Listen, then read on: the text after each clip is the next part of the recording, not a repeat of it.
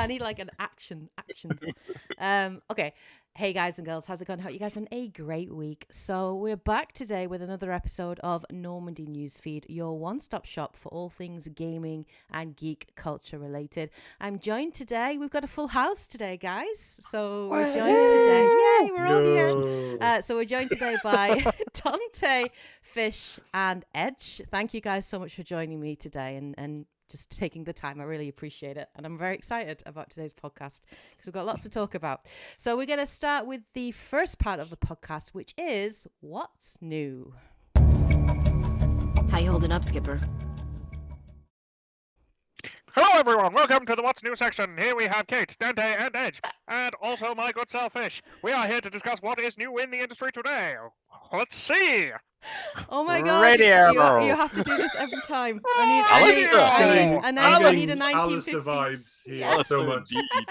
I need like a 1950s intro every time. That was awesome. That was amazing. That is inspired by Alistair. That was amazing. Indeed. Oh yeah. It was very good. Spot-on impression. It was a spot-on impression. Very, very good. So I'll kick off today's What's New section. So I'll talk about what's been new with me, which you guys probably know. So 2 main games I've been playing this month. The first one was Suicide Squad Kill the Justice League. I released I played it. I wanted to review it for the community, to be fair, and I am glad I did play it and review it because I can categorically say don't play it.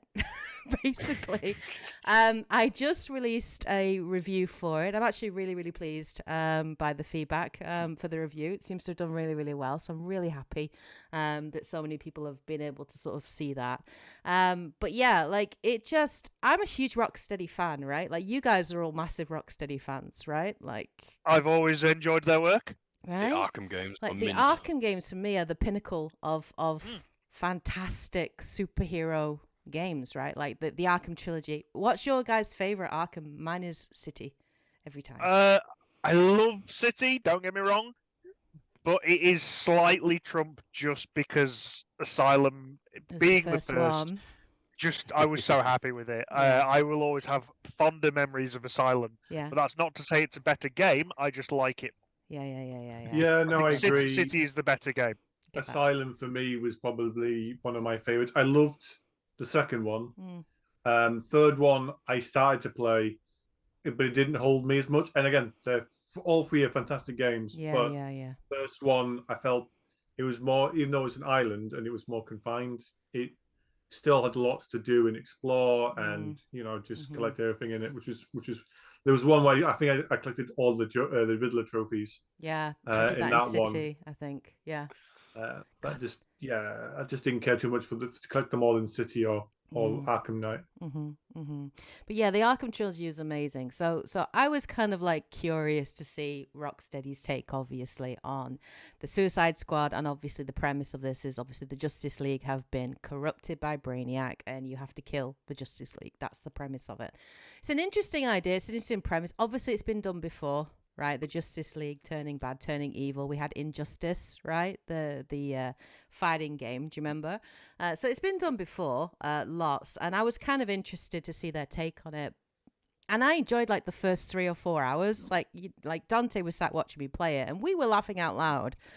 There were some funny moments. There was some like little gems, little. The DNA of Rocksteady was there. I did see a particular scene where Deadshot was trying to snipe the Flash. Yeah. And I'm not gonna lie, that made me chuckle. Yeah. I was like, yep, I could see that happening. There are some good moments, and the characterization of like I loved King Shark. I obviously love Harley because I love her from the Arkham games. But unfortunately, this is yet another victim of live service games that just seem to gut and destroy these studios, right, that we love, like BioWare did with Anthem, like Redfall did with Arcane Austin. I probably would score this game a 3 or 4 out of 10. Like that's wow. How bad I felt it was. The game mission design is absolutely awful, completely repetitive, dull, boring. The loot's a bit meh. The gameplay and the UI is just messy as hell. It's so hard to see anything going on. And I can't. I'm not gonna lie. I forced myself to finish it because I knew I was gonna have to review the game. So I forced myself to finish it. Sitting next to you while playing this, and you're just like, Oh, another escort the van mission. I was Oh, not There's enjoying nothing that worse. at There's all. nothing worse than a game where you feel obliged to play it. Yeah. And not. it's the only time I've ever really felt that badly about a game that I loved. Or sorry, a franchise that I loved was Legend of Zelda Skyward Sword. That was a game where I just slogged through it because I was like, I can't not play this game, but I've beaten how every Zelda repetitive- game, and I will not let this beat me. I will finish I think it. there's only one that's worse that I never finished, and that was Phantom Hourglass. Oh, right. Uh, Okay. We've, Yeah. we've covered that before, but I know there's when it's a game that you just feel And I've sometimes resentful had that, about 'cause playing. especially if I've gotten a review code for a game, like I do feel obligated to have to finish it. I did get this discounted. I'm not gonna lie. I'd saved up some points, and I threw all of those points at this game and got like £15 off of it. So I'm not gonna lie. And they were already selling it at a reduced price, so I think I paid probably like £35 for it. So I don't feel so bad. But if you had paid like £50, £60 for this game, I'd be really angry. I uninstalled it the moment I finished the game. I uninstalled it, and I have no intention of going back to it because there are just better games to play. My time and my money is precious, and I think your time and your money is precious, and don't waste it on Suicide Squad Kill the Justice League. Or if you do want to play it, wait till it's in the sale and it's like £10 or £20 at most. The other game I've been playing... Check out the review. Yeah, please do. Thank you. Not plugging my own stuff, but Dante, you got me covered. Pimp Thank your you. own videos. Yeah, exactly. I always feel weird. You've probably pimping my already own watched it. stuff. You've probably already watched it. If you haven't, do go check it out though. So the other game I've been playing, and I've played about 4 or 5 hours of it, is Banishers: Ghosts of New Eden, which I'm really enjoying. It's very, very cool setting, very cool premise. You're basically banishers, you're ghost hunters, effectively. They're really cool. They're kind of like these mysteries, like these people in the world like are being haunted, right, by these ghosts, and you have to find out why these ghosts have not sort of passed on, what's happened. And so you're doing a little bit of like mystery solving, but you also have detective kind of solving, and then you have to make like really difficult choices. So basically, I don't want to spoil anything, although it has been sort of said in the trailers, but you're a couple basically together, Antea and Red, who's very Scottish, and I love him. He's really good. He's got character. He's really good. It reminds me a little bit of what's that? Is it Outlander?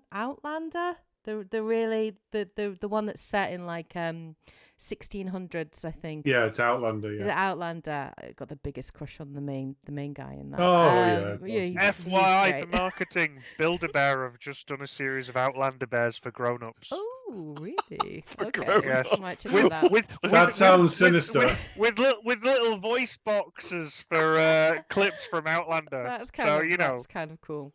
So yeah, he does remind me worried now. a little bit of that. But basically, your partner Antea gets killed when you're hunting this ghost, and she becomes a ghost. She becomes basically the things that you are tasked with, like either banishing or like ascending and passing on. And I bet you've got the guilt and the removal of, do you help them move on because you don't want to lose your partner? Exactly. And like basically Yeah. you've got the choice of like, you can actually steal, like you can blame like the people in this world and basically steal their life force, and she can feed on them. So you've got this like conundrum of like, do you follow your duty to let her pass on and carry out your duty as a banisher, or do you basically end up just being evil and killing like a lot of potentially innocent people to bring back your lover?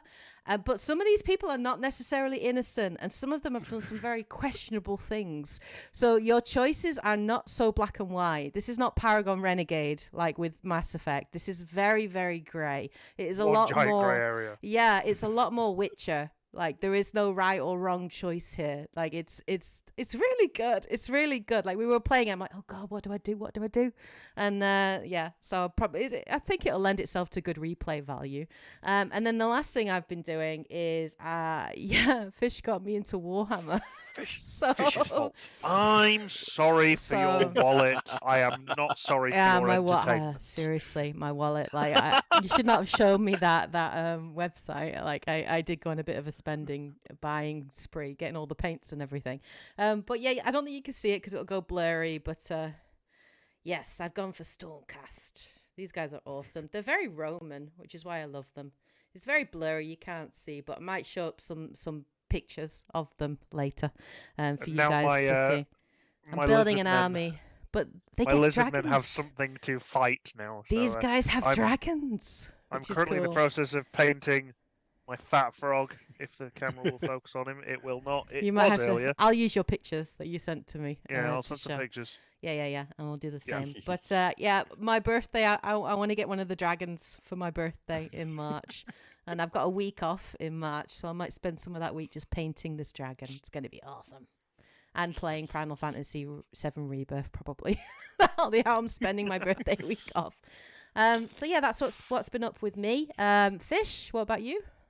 Game-wise, 2 new ones. Wizard with a Gun being the first one. Oh, yeah, I know you're going to get it. I've been looking forward to that for a while, and it came up on my Steam sale list, so I thought, yep, let's take the bite on that. Mm-hmm. Simply put, it's a nice little top-down isometric run-round, kind of a twin-stick shooter, but not. In the sense of, you're basically a wizard. You've got a gun. Your spells are the bullets that you put in the gun. Yeah. You've got fire spells, ice spells, lightning spells. There's different types of guns, so there's either a pistol or a shotgun or a rapid fire or a sniper. The interesting thing is the story takes place in a world where the world has absolutely collapsed and become ruined, almost like Bastion, where the world has just fallen apart. Oh, okay. Where it ties into you, as a wizard, you stumble across something that allows you to rewind time to just before the world collapsed by about 5 minutes. So you rewind to time, you go back, try and gather anything you can to help you solve what's happening, but then the world continues to fall apart. So you have to go back to your safe space where you rewind time again to basically just find more and more clues as to what the hell actually happened. I haven't finished it yet, but I've been really enjoying it.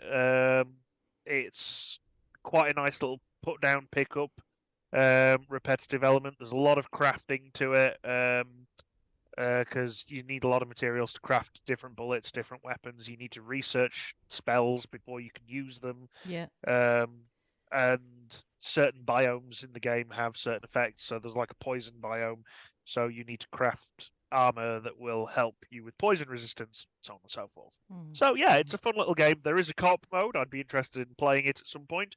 Don't know how that's going to work. Playing it solo then, not playing it co-op? Just solo at the moment, but I would like to give the co-op a shot and see how that runs. Do you have to start again from scratch if you play co-op, or can you keep all your... No idea. We will find out. Because I will report back. I'm kind of interested in it. Like, I played it in the Steam Next Fest last year, and I was like, when I played it straight away, I was like, Fish will love this game.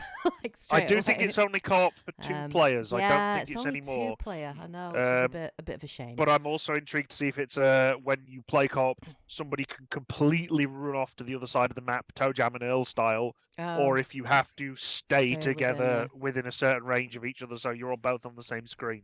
So I'm intrigued to find that out. Second game, also involving wibbly wobbly, timey wimey stuff, is Lysfanga, which I've had my eye on since it was announced. I like any game that involves a time loop. And for people who haven't seen it, Lysfanga is a nice little kind of top-down brawler game. Basically, you have the power to rewind time, much like Wizard with a Gun. However, in this case, there's a group of monsters in front of you. You will fight one or two of them, and if you die or if you manually reset time, you go back to the beginning of the fight, and you can continue down a different path while a ghostly image of yourself reenacts the path you just did and will still damage those monsters. So eventually you find yourself taking on large armies of monsters with like multiple versions of yourself running out and doing things.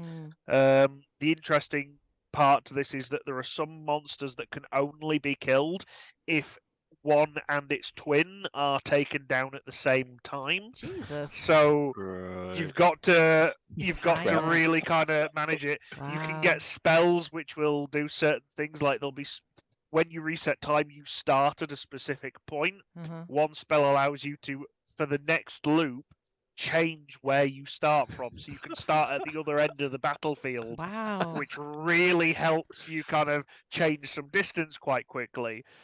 As the game progresses, there's certain things to the map, like there's a gate where if you walk through it, it closes off but opens up another one. But then that carries through into the time loop. So if a previous version of yourself runs through a gate, the gate that was closed is now open, so your new version can go through the path that you didn't choose. So there's almost a nice Like puzzle a puzzle element game. to it as well. Yeah, it sounds like It's a really nice cross action-slashing between puzzle a game. real-time strategy, Yeah. puzzle, Yeah. beat 'em up. It's got everything, and I'm really Sounds cool. enjoying it. Yeah. I have one criticism of it, which is it's got a collectathon part to it, Oh dear. but the things that are in it that are the collections don't really do anything. There's no point to them other than to go, hey, look, I found it. Do you not even get like lore entries for the things that you're collecting or anything? Not really, no. Oh, okay. You can buy some skins, but because of the way the game plays, the skins are almost unnoticeable, so it doesn't really make a difference. There's only one thing worth collecting, and that's some chests, which are very God of War-like chests, where when you open she them... smashes and breaks them? No, they're just like, as in, you push the lid off of it and things come out. But you basically, there's some chests which, the more of them you collect, allow you to make more versions of yourself. So the more versions, I think you start with 3. Currently, I'm up to 8 versions I can keep going. I heard like it can go crazy. Like I heard you can get Yeah. up to like 18 versions of yourself, or like it can go a bit insane. Is what I heard. I've bought it because I think it was like 20% off or 25% off, so I got it. And I am planning to play it at some point. Although at the moment I need to focus on Banishers and Prince of Persia: Lost Crown and get those games finished before Final Fantasy Rebirth comes out. I'm not gonna have too many games on my uncompleted list of shit. I'm determined. But yeah, Alan Wake is looking at you. Yeah. Mate, I can't. I know. And the last what's new I will keep very short, because I will just say I've been waiting for it since the pilot dropped. Hazbin Hotel is finally on Amazon Prime as a viewing thing. It's very good. Genuinely one of the best animated things I've seen in years. I love it. The songs are amazing. Yeah. It is for grown-ups. Don't watch it with kids. Just watch it and enjoy it. Definitely it's really not for kids. It's really not for If kids. If you like musicals that are comedies that are set in hell, go for it. Yeah. It's very good. We need to watch more of that. So, okay, Edge, what's been up with you this past month? So I've been playing through Granblue Fantasy Relink, which I have been enjoying for my first game of 2024 that's come out this year.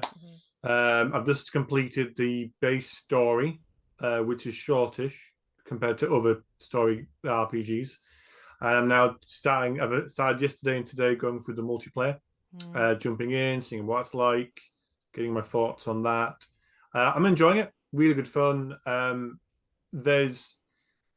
would say that you throw away your thoughts of traditional JRPGs when you play this. In terms of the story. So because of how short the story is, people might go, oh, it's well, why am I playing it? It's like, what am I getting for the value? And it's the online multiplayer end game that you're getting a lot of the play out of. Right. But I will say that they consider a lot in that. So for example, you don't need to have played or watched any of the original stuff from Granblue Fantasy, because this is like a sequel to all of that. They have like for each character, they have like little bio sort of clips where you can go into it and learn more about that character and what's happened to them from before. And if you read them and watch them, you gain stat boosts to your characters. So it's a way of a rewarding looking at the lore and understanding what the characters do. Interesting. Each of the story parts of the missions. So each time you go to a new location, it's a new mechanic. So it's not the same. So in some RPGs it can get quite stale or it can get very repetitive. In the story, each one has a mechanic or something new to understand and move around on. Or so one of them might be grabbing a gun and shooting like dragons in the air. Another one is watch, avoid hitting like items that will collapse on you and do damage to you because it's AoE attacks. Right. Okay. Another one is solving puzzles to unlock ruins. So each one is quite good. I'm trying to be very careful to say not too much. But the good thing is, like, even when you're playing the story, you can still jump in to the side quests in multiplayer. Right. So even from day one, you can still play with other people, but it's just the main story is single player just for you. And the characters you unlock in the story can still be used in the multiplayer. So there's literally, it's really well blended in. I've unlocked almost all the characters now, and each one is very different in terms of their weapon style, their combos, their skills, their abilities. And again, they also have their own story dialogues as well. I don't know if it'll be one of my top 5 games of the year, but it's definitely been a nice, fresh change of pace. How long did it take you to beat the main story? I can't remember if you said that. It took me about probably 15, 16 hours to probably complete the main story. But there's at least about 40 to 50 hours of content there in the game because there's lots of side quests. The hub worlds are really big. It looks really beautiful, really colourful. Music is fantastic. Voice acting is fine. You'll hear people you recognise from other animes. I'm trying to at the moment collect my thoughts into my own podcast series to sort of to talk about it, like kind of a review. Yeah. But I would say to anybody who's looking at it, give it a try. Try out the demo at the very least. I can't. Well, I might recommend you buying it. It's try out the demo and see if it's what you think you would like, because there's been a lot of people who are just like gushing over it, others who are kind of lambasting it because of like it's not, oh, it's too short, or it's this and that. It's kind of a cross between Monster Hunter for me and like an anime. You are playing an anime season. If that makes sense. They have got a roadmap, so they are bringing out more content. So they're bringing out 2 more characters in March, a raid. Apparently, I don't know what that entails, and then there's something question mark, which is something at about April, May time. So I'm going to have a look at those and see what they are. I will say that there's some epic moments in this, and I would love to see your reaction to them, but I can't say too much because story mode is fun. The combat mechanics is really good as well. Other than that, been playing some more Baldur's Gate 3. If anyone watches my video, I learned something terrifying. Owlbears can sit in chairs. Who knew owlbears could sit in chairs? I didn't. Did you get stuck in the chair? Did you actually get stuck? No. As soon as I figured I could sit in chairs, get up and take the chair with you, little wobbling owlbear. Every chair I've seen now in a strife, I've been sitting in a chair waiting for him to do something. So if he's like sorting out stuff out, he's like, "What shall you forgive me now?" So yeah, we've been doing that. I haven't played the new Persona 3 yet, but I am now sufficiently ready to play a week next week. So a week on Thursday, FF7 Rebirth. So I'll be playing that when that comes out. Yeah. And then the retro game event that we went to the weekend before. So for those who are aware, we were all together out in our home city, and we had a look at a retro game event, and they had like a stall that had 3D props, 3D modeled, 3D printed props. So I had sent them a request, and they haven't come back to me just yet. But I'm asking them to make me something that I've never seen, which is if anyone's going to play the game called Skies of Acadia, I'm asking them to make me an airship called the Delphinius for my airship collection that I have in my corner in the man cave. It's got guns, got a gun that comes out the front. If anyone's going to play Skies of Acadia, please comment in this podcast below, because if you haven't played it before, it is fight for it. Fight to get a HD remaster or a remake release. Petition. Fucking amazing. Petition the publisher. Let's go. I've played it on the GameCube and the Dreamcast. It needs to come back. Cool. Okay, it's very good. Very good.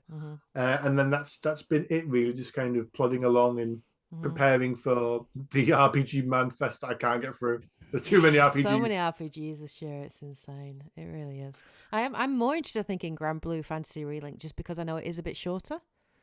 Which means I'm probably more likely to be able to fit it in between It's everything else. great pick up and play. Yeah. You don't, it's Yeah. just pick That up makes and play. me more interested in it. If it was like a 60, 70, 80 hour game, I'd be like, I don't have time for that right now. But like a 20 to 30 hour game, I could fit that in. You know what I mean? I like it in the way that, you know how RPGs have this kind of really point where like the pacing issues, like you just like just reveal the thing, stop, slow it, stop pacing it because I know what's happening. These like people Final aren't stupid. Fantasy 16 having about 15 side missions just before the final fight. Like the world is falling apart around you, but you gotta go and do these side missions first. That game had serious pacing issues. The story game beats was fine in this one. It was absolute on point, which I think was great. Nice, awesome. I'm definitely interested in checking it out. And there is some lulls, I think, in the beginning of the year, but around about April, May time. So I might pick it up then. Dante, what about you? What have you been up to? I finally 100%ed and finished The Messenger. You 100%ed The Messenger, so you didn't just finish, you 100%ed it. Well, yeah, got all the medals, got the cool extra weapon and all that, and found the last boss way easier than one of the bosses back here. It's satisfying, isn't it? Yeah. But I know what you mean about that last boss.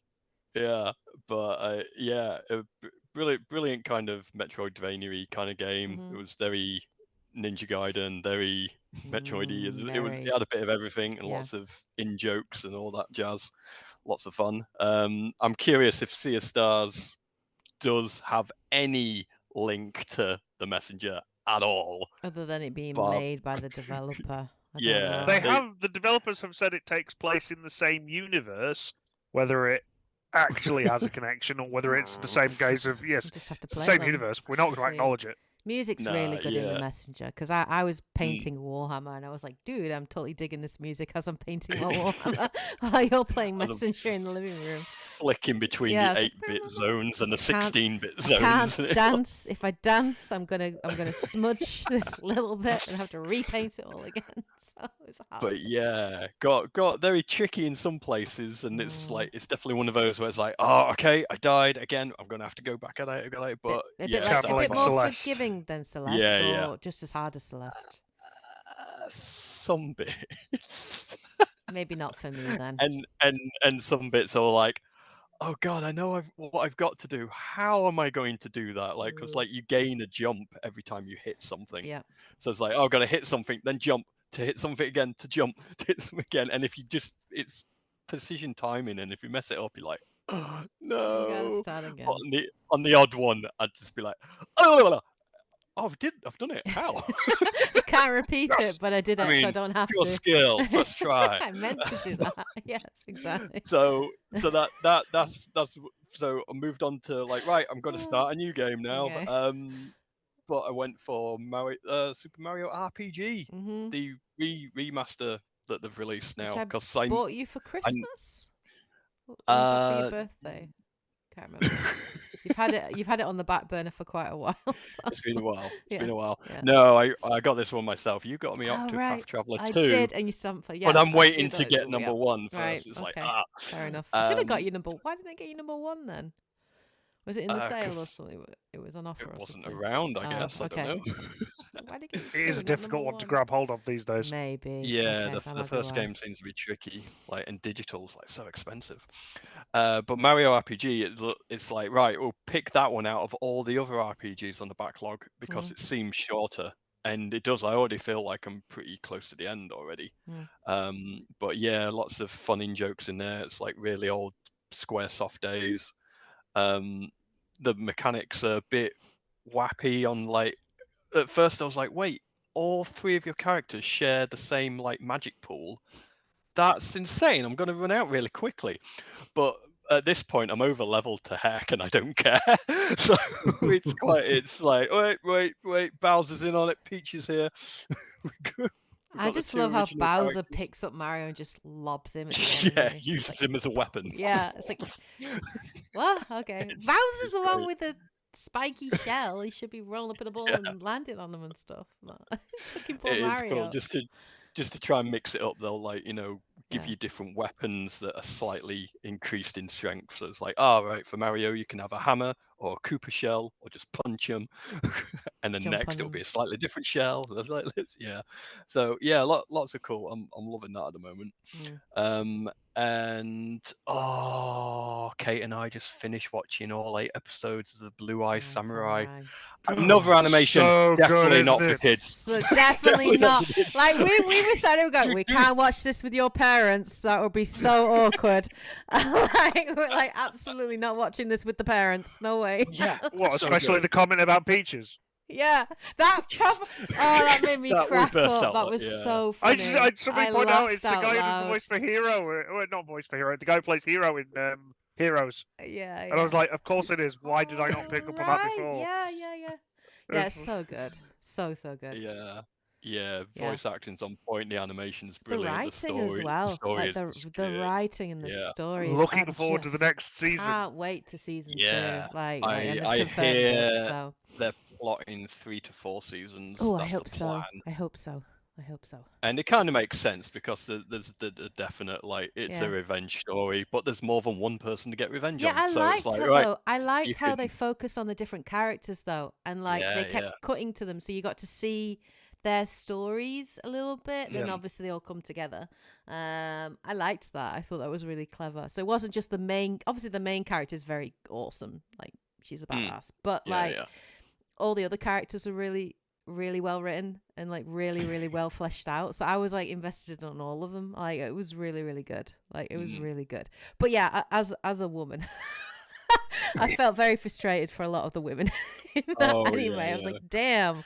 Yeah, well, I guess women. Well, you know, at one point women Set in were a property. time. You couldn't, you know what I mean? Like they were classed as property. So they did teeth, shy. why aren't they black? Oh God, I was like, really? That's insane.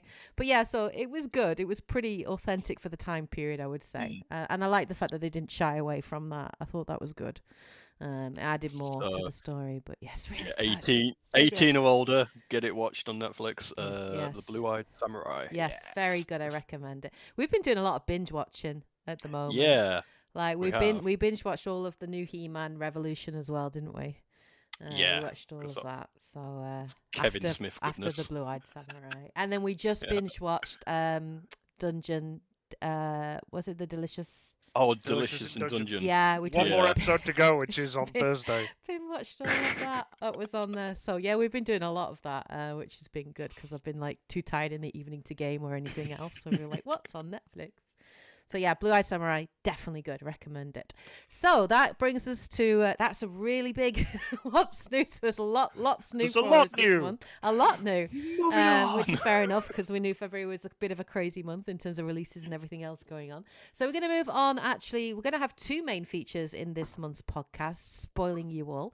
And the first main feature we're going to move on to now. Spit it out, or are you trying to build suspense? So in today's first main feature, I wanted to actually talk about Palworld, right? Because obviously that came out in January. Hot topic. Yeah, Dante and I have been playing it. Don't listen. Don't listen. Don't listen, Pikachu. Don't listen, Pikachu. Obviously, as we all know, it's massively taken off, hugely so. I mean, I think the last stats or figures we had is it sold 19 million copies, 12 million on Steam, 7 million on Xbox. Suffice it to say, it's a huge success. Dante and I have played it together, and we actually really enjoyed our time with it. Actually, we had a good time. We need to jump back on it actually at some point when we get time. But I wanted to obviously talk to you guys because there is controversy around Palworld, obviously, with the very clear designs. AI mashed. Exactly, for the pals, aka Pokemon/pals. So why, I wanted to throw it out to you guys to sort of discuss it. Why is Palworld so popular? Why has it taken off? Any ideas on this? And why you think it's become this huge thing? I'd say as somebody who's not played it yet, I'd say it's because it's muzzling in on the obvious Pokemon market of people who have become disillusioned with Pokemon. People who are wanting something new and who are absolutely sick and tired of waiting for Game Freak to basically deliver on that. Yep. And it's also, I'd say, mining the market of people who want to play Pokemon games and Pokemon style games, but don't necessarily want to buy a Nintendo console. You know, with Pokemon still being pretty much exclusively Nintendo, you know, it's not on other platforms. So unless they're planning on emulating it, you ain't getting it. I think there's many factors to it. One, it's another part of the early access crowd of people like to support early access. So that's a thing. It's got the crafting elements. And I think part of it is just the spectacle of, hey, look, it's Pokemon with guns. And who doesn't want to see that? I think there's not one particular cause as to its popularity. I think it's just basically it's tried several things and has got its hooks into people from each of those niches, and that's just collectively exploded. Yeah. I know that there has been a steady downturn on its player base since it started, but that's not really different from any other game, so I'm not saying that as a criticism. I think it's still the third most played game on Steam. Yeah, I think it's got an average. I had a look at its player base count. I think it's still like average behind daily count of Counter-Strike 2 200 and Dota 2, and 250 odd thousand people playing it daily, which is still very Crazy impressive. numbers. You know what I mean? That is still very impressive. So you do wonder, like, whether the people that played it initially have just gotten to just burn through it and gotten to everything until they're bringing out more content, because it is early access. Obviously, there are still some things that are not finished, and they will be adding on content later. Yeah, like, are you interested at all in checking it out, Fish, or is it just you're not interested? I am, but it's not something I'm rushing to do. Yeah. I think I might check it out when maybe it's had a few more updates. I know certainly, like I said at the moment, I am looking at investing in a new PC at some point. So I think unless it's a relatively small game, if it's a game that doesn't have huge spectacles and large open sprawling worlds, it's run okay on mine. Like, my computer's not struggled with it at all. All right. And I'm rocking a 2070, so which is now quite outdated, I would say. And mine isn't struggling. So I think, and I've had it on like high and ultra settings, I think. Even when I was streaming it. So I wouldn't say it's a demanding game. I might check it out then. I'll keep it on the wish list, and if it drops at a sale at any point, I might bite it. But I'm not opposed to it, and I think that's the one thing. If anything, again, it's just more curiosity from my part. Yes, I'm a die-hard Pokemon fan, as the room around me might indicate. But I would still go as far as to say I'm part of that group who's become disillusioned with Pokemon. And for me, it's more the performance attitude. It's Pokemon as a gameplay is still what I like. Its gameplay is pretty alright. It could do with something new, but I think it could be easy to try and make something new and different and actually make it worse. Where I think Pokemon has absolutely fallen down is it doesn't support the performance that it requires to do what they need it to anymore. Again, they've gone down this open world path, and yes, you've got a great open field that's got realistically nothing in it, and it even struggles to run the frame rate and look nice.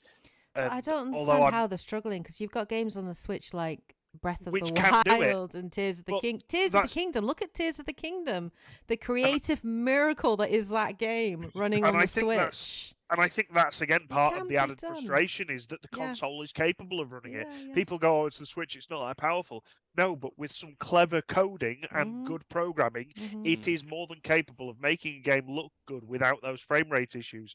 The problem is that Game Freak as a company is not it's not a AAA developer. It is still a small developer, but that's inexcusable when they've got the value of wealth that they have now. They should be expanding. They are not investing it in themselves. They should be investing it in their employees. They should be hiring new talent, and they should be increasing their output. Whereas what they're currently doing is keeping the same people in there on a small scale staff and just churning it out as quickly as possible to meet marketing deadlines. And you put it in 3 things. You can have it good, you can have it cheap, or you can have it fast. And you pick 2 of them because you're not getting all 3.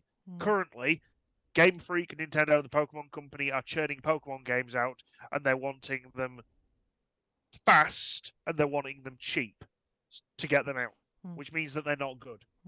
So if you want them good and you want them cheap, then they need to leave it longer, which I'm all right with. I would rather they take more time to deliver something good rather than going, oh, it's November, it's been 2 years, let's churn out the new Pokemon game. And we've got, another Pokemon Direct coming out in a few days for Pokemon Day on the 27th of February, I want to say. So we'll see, because we're due an announcement for the next introduction. So they still sell though. Like I looked at the sales figures for Scarlet and Violet, and it sold like something ridiculous, like nearly 24 million. And that's where somebody Pokemon Arceus, I think, sold like 14 million. Like, I will actually give them credit for Arceus. Yeah, it was buggy as hell, but I'll tell you what, it was different. It was trying something new. I find, for me personally, as an outsider looking in, I've played Pokemon Sword, right? I played that to completion. That's the only Pokemon game I've played to completion.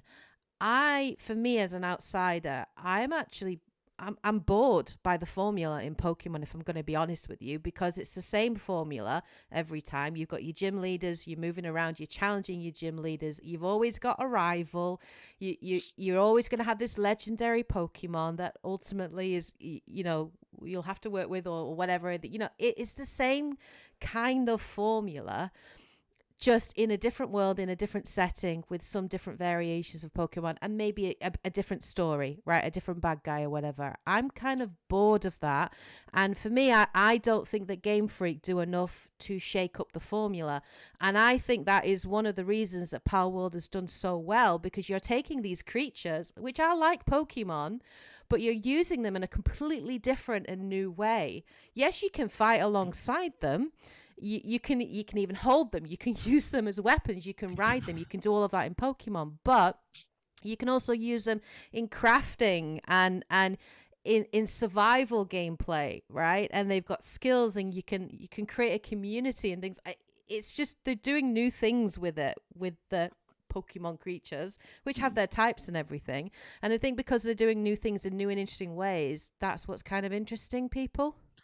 I think for me, you need to pick Game Freak as a franchise, as a company. Sorry, do spin-off games. They need to pick a lane and stick to it. If they want to stick to the formula and not change the gameplay, then they need to seriously up their story game. They need to start making stories for Pokemon that are interesting, like they were in Red and Blue, like they were in Gold and Silver, like they were in Ruby and Sapphire. Yeah. The stories for those have been really good, and they're worth playing through. Even if the game is repetitive in formula, each one had a brilliant story to tell. I just find the then formulaic it started structure. it started to get lazier and lazier as it went on, and it became blurrier. Alternatively, if you want to branch out and do new things, then you need to actually invest in that type of gameplay, and you need to start upping your performance and development. It's that simple. I think with Palworld as well, I think a lot of people like you, Fish, were interested to check it out. I think the fact that it was on Game Pass as well really did help its case, because a lot of people were like, I'm going to check this game out. What is this game? And I think they first checked it out because of the controversy surrounding it, right? Like Pokemon with guns, right? Which is what it is, which actually isn't fully what it is. It's more than that. That's not just what it is. And obviously, and then once they've checked out the game, actually the core of what is there, and the gameplay loop and the gameplay mechanics are actually really well done. And the progression is really well done, and it's really engaging. So people are going, oh, actually, there's quite a game here. It's quite a meaty game. There's a lot to this game in terms of its moving pieces and parts. And the people just stayed and carried on playing it. And then obviously those people that were playing it on Xbox spoke to their friends who would have preferred, don't have Xbox Game Pass, and so they've picked it up on Steam, right? And then Steam reviews have started coming through, and then the talk and the chatter, and then content creators have started covering it and streaming it and all of those things, and that's what's led to this massive, huge success.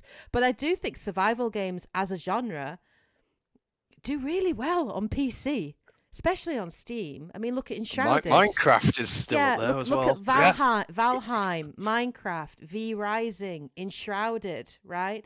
All these games, which were like kind of early access games, survival games, have taken off because they have quite a passionate fan base that really get behind it and really talk about it and are very active and very proactive. And I think Palworld has fit into that kind of, Absolutely, that kind of thing. They've definitely took onto that genre. They've then also basically taken all the best bits of Legends Arceus and made them a bit better. Yeah, and it looks better, doesn't it? It's quite a good looking game, to be fair. Yeah.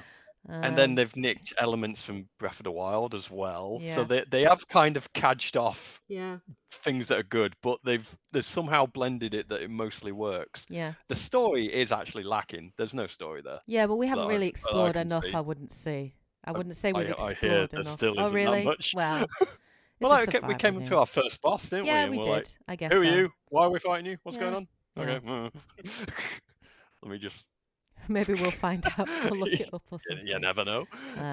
But I don't think you're playing yeah. Palworld for the story, really. No. It's more for the experience. Doing it because I can pick up a fire-breathing fox and just start using it as a flamethrower. That's awesome.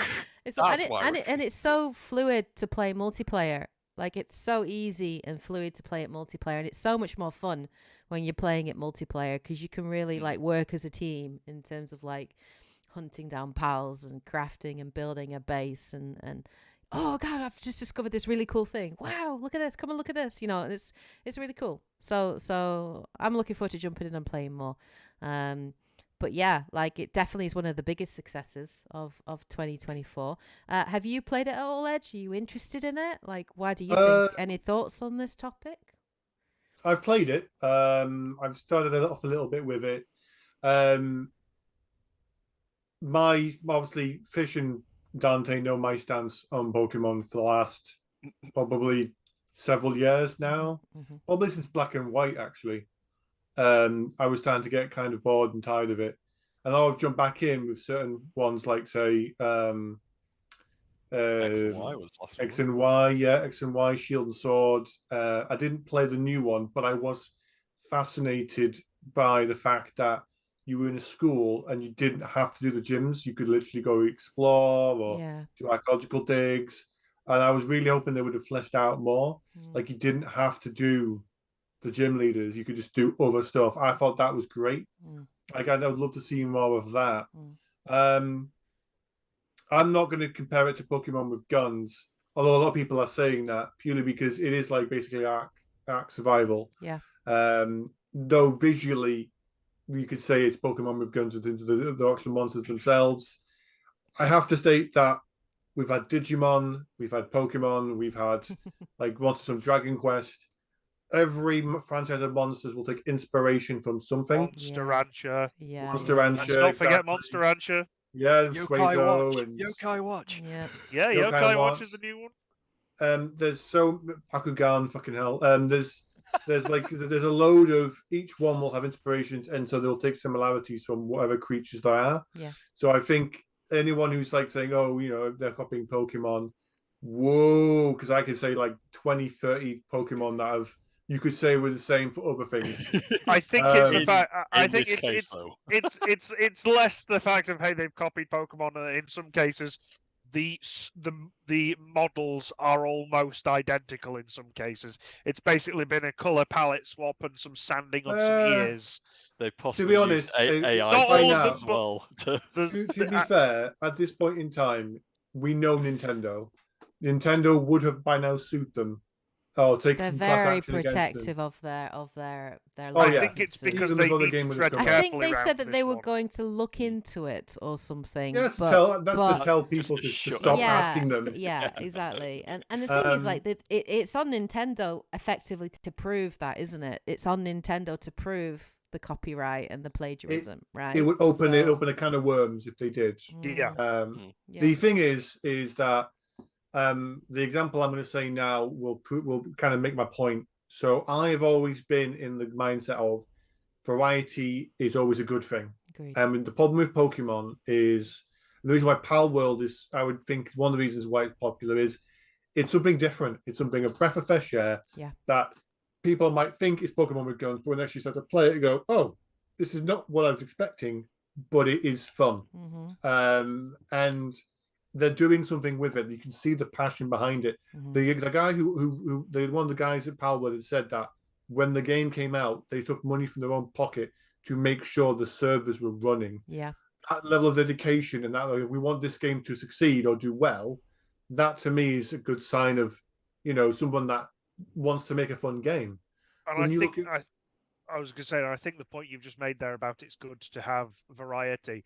I think that's the real key thing here is I can't be angry at Palworld for even if it is ripping off Pokemon, because if it is, what it has done is it's shown that Game Freak and Nintendo and the Pokemon company need to up their game. They need to kick up the bum. They can't keep resting on their laurels. And I think that's the most important thing we can take from Palworld. It's been the first thing to come along in a long time, which has actually made them go, oh shit, we might actually have some competition here, which is good. Well, the thing is, they've been quite quiet. They haven't said anything. The thing for me, like Monster Hunter is a big franchise we're all aware of. Wild Hearts came out last year by EA, and that was a really fun experience, fun game experience. Yeah. And I was intrigued to see what they were going to do with the new Monster Hunter after that. Not that they needed to, but it just, with variety, it just shows that if you don't put as much effort into your games, we've had secret fucking bases, we've had like fashion reports, we've had loads of different features in each of the Pokemon games. And it's all gone. Fucking remove them. They remove the features. And it's like, well, what are you putting in instead? And they don't put it in. Even little things like just basic mechanics. There's a lot of the in-battle abilities used to have like overworld abilities, which pretty much all but 2 of them have now been removed from the game. So it's, as an example, Synchronize, if you had a Pokemon that knew that, the in-battle effect would be that a Pokemon would, if you gave it a status ability, its opponent would get the same status ability. Not ability, status effect. So you paralyzed it, your opponent would be paralyzed too. The overworld effect meant that if you had a Pokemon with Synchronize leading your party, Pokemon that you encountered in the wild were more likely to have the same nature. So it'd be bashful, it'd be adamant, it'd be modest. It'd be more likely to have that nature. That's gone. Pokemon with compound eyes, you'd be more likely to find a Pokemon in the wild holding items. That's gone. And there's no reason to take that out, but they have. My gripe with the game is it, and I would never want to accuse anybody, but it feels like there's like less and less effort being put in. And it just feels like a slap in the face, because you have this wonderful fan base who are very protective of their IP and of the franchise, and it's one of the big franchises. I don't see there being an issue of just give it a couple of years for each game, give them the time to put things in. I would, if anything, the next Pokemon game that comes out, I would say, look, see what people like. I would not want them to copy Palworld at this point in time. I want them to do their own thing. Look at why people are enjoying Palworld at this point in time and go, right, it's a fun game. What are we making at the moment? We can't keep copying and pasting this franchise. I want to like Pokemon again. I played since the original Red and Blue, Yellow, Gold, Silver, all the way up until like the more modern ones. I've just lost. I mean, again, it's aimed at probably younger kids now, unfortunately, as well. But I just don't care. I don't have the same passion anymore for the series, because it's expensive to buy a game to begin with for Nintendo when it comes to Pokemon. Like they make it cost way more than the actual other copies of games cost. And then it's like, okay, so I'm going to play this for like maybe a couple of hours, but then I'm not going to play the multiplayer because there's no one to play multiplayer with. Or people, I could run about for hours. And I think that's the point, isn't it? We could be here for hours, but with other topics to discuss, I would say. I would say our summary of this is Pokemon do better, Palworld Thank you for challenging. Thank you for challenging them, and I'm glad that you've been successful. And I'm really pleased for that developer, and the financial security is going to give them to make other games and look at other games. And I'm looking forward to jumping back in on it. So it's going to be good. I may have just purchased it now after that conversation. Oh Lord! Awesome. I tell you what, but awesome stuff. both lines need to get some voice acting in though. Stop with the text boxes. Yeah, you agreed. ruined so many scenes. Yeah. Like- It's fun to do your own voices sometimes too, though. But yeah, okay. So that brings a close to our main feature then in the podcast. Okay, so we're going to move into the gaming news segment of the podcast. Welcome to Citadel Newsnet. I'm Emily Wong. So there's a couple of articles I wanted to talk about this month that were interesting. One of which dropped like the day after our last podcast. I was like, that's bloody typical. Like the day after we've recorded and we talked about layoffs and everything in last month's podcast. It's like, way to go with your timing, Microsoft. So yeah, the first obviously one, again, as we know, 2024 has not started well in terms of layoffs, and Microsoft have added to that number, and they actually laid off, this figure is just heartbreaking, 1,900 staff across Xbox and mostly at Activision Blizzard.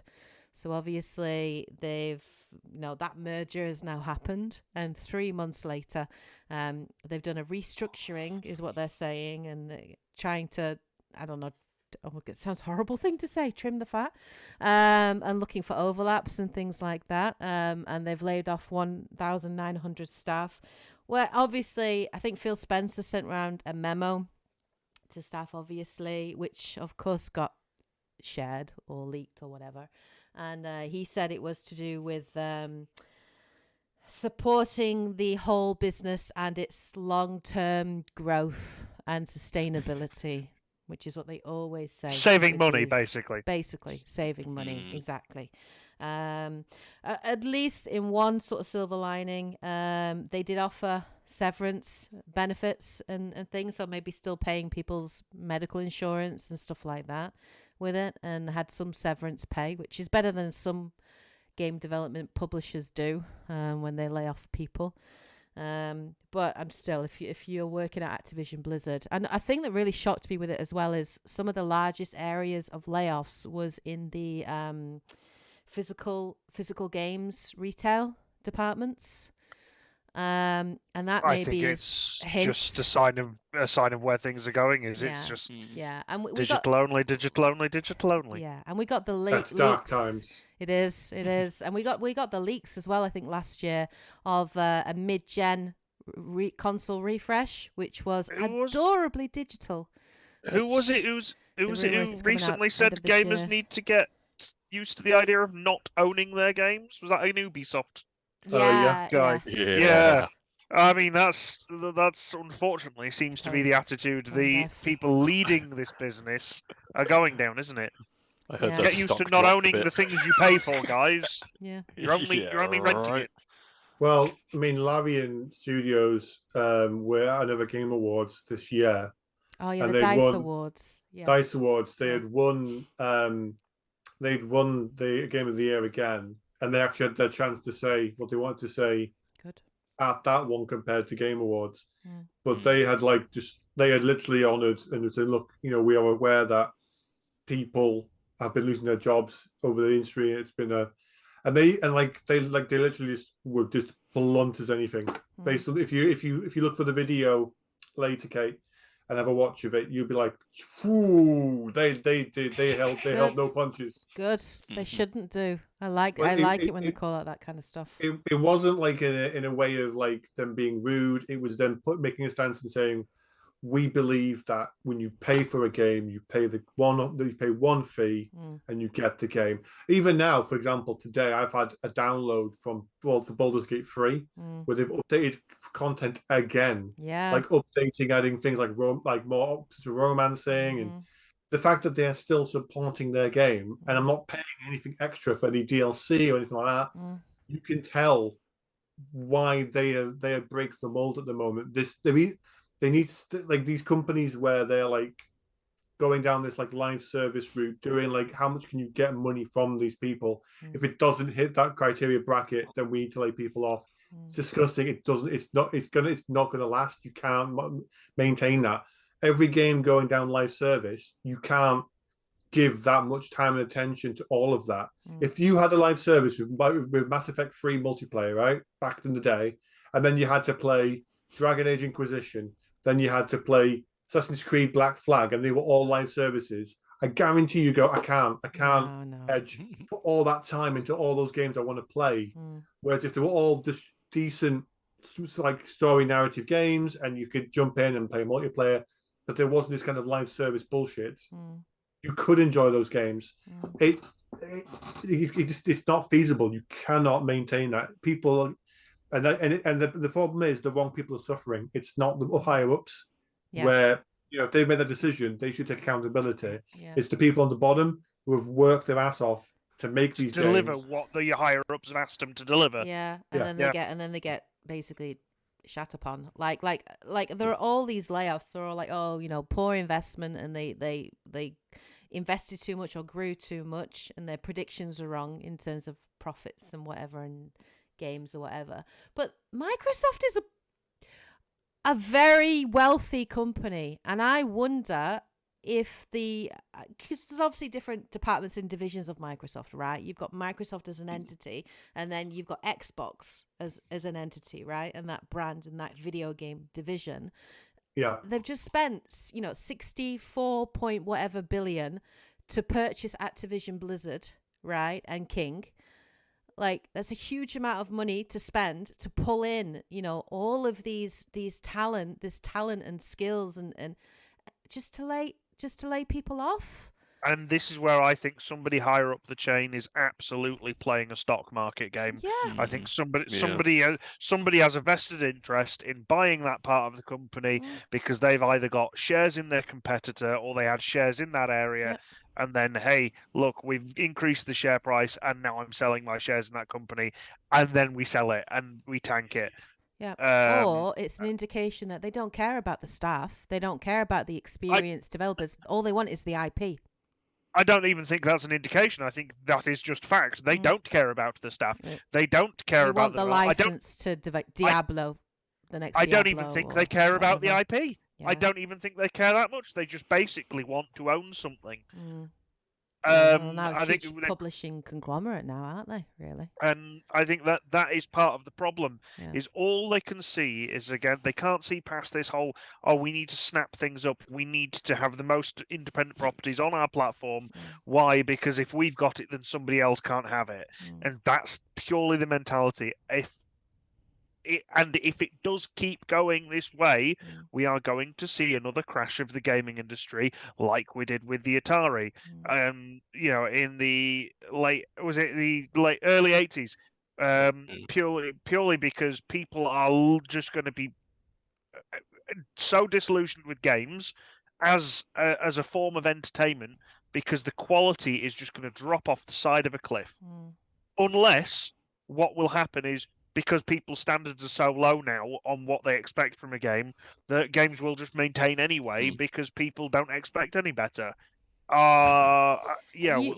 conceded too much our ground. generation, no, we expect better because we know what it was, we know what it can be, we know what it should be. I think the younger generation now, who grow up with Fortnite, who grow up with being used to that, live service games and microtransactions, have never known anything else, and they are so used to this click kind of short attention span and click kind of play to win kind of mentality that they pay to win. They don't. We're an aging we're dinosaurs effectively. Exactly. And that makes me sad. That does really, really make me sad. Like, they should have higher standards. So that's why when that's not even the main one, because if you look at sports games and stuff like that, like FIFA, like Madden, the NBA, Madden, 2K. It's the only game that they'll buy. And they put money into it, and so when people see that these loot boxes and these live services do well, they try it in other genres. The problem is like with Madden and stuff like that, the game is shit. The game hasn't changed in over 10 years. Even Yeah, but longer than that. the money for that purely goes to the licensing. It's going to the players' likenesses. It's going to the teams who they're putting in the game. It's got absolutely the cost of that game has got nothing to do with the production and performance. It's all to do with player license. Using the likeness of But to pull it back to big sports Activision stars. Blizzard, because I am conscious that we are getting Oh, yeah. a bit off topic a little bit. Just a little bit. Snap. Well, yeah, we should have just debated Suicide Squad and live service games. That's what we should have done. Maybe in next podcast. So obviously, I think as well, like, I feel so bad for the developers at Activision Blizzard because I think they maybe saw Microsoft as like someone a way to change their toxic company and toxic culture, right? And that's what everybody looked at this sale and this deal as. Do we know though if it was? I don't know enough, but do we know if Microsoft was the one that decided the decision, or did they say like? Yeah, it's come from Microsoft. There was an internal memo from Phil Spencer basically saying we have had to make these hard decisions. And then I think also Matt Booty, who's in charge of first party, publishing, he also sent a memo and sent emails around. It has come from Microsoft. Microsoft, for all intents and purposes now, are running the reins. Like one of there's been a couple of like really big people that have left Activision Blizzard. So Mike Ybarra has left, and he was the Blizzard president, been with them for a long time. He had been in a meeting apparently saying like, oh, he's going to stick with Activision Blizzard, and he was never going to go. He was going to continue even past the sale or the transition, and he's gone. He's just left now. So Lord knows what happened there. And then I think also there was someone else who I wrote down, Alan Adam, who was Blizzard's chief design officer. He's basically was one of the co-founders of Blizzard. He's also gone. And they've been replaced effectively by Xbox, kind of Microsoft. Robots. People in leadership, and they're obviously reporting to Matt Booty and obviously Phil Spencer, effectively. Just think though, they're gonna have that sweet World of Warcraft income. They've got it now. They don't need like I said, Microsoft have got it. They don't need the Blizzard label. They just they've got control of things like World of Warcraft, which is just feverish fan base. I mean, I think generally the Blizzard's community anyway is quite passionate, almost almost that. Ravenous. Even the Diablo, even the World of Warcraft, so that was the first obviously huge sort of news, which was, I think it was like 25th of January, so it was literally the day after we'd recorded. The other obviously news this month again was more layoffs. Embracer Group, man, worst company of 2024, absolutely destroying the game industry.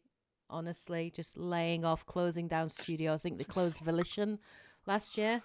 And they have done more layoffs, including, which broke my heart when I heard this news.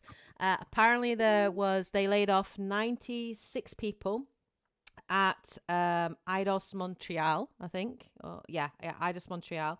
And they basically cancelled in a Deus Ex game, a sequel that had been in development for 2 years in pre-production, and it was about to go into full production this year.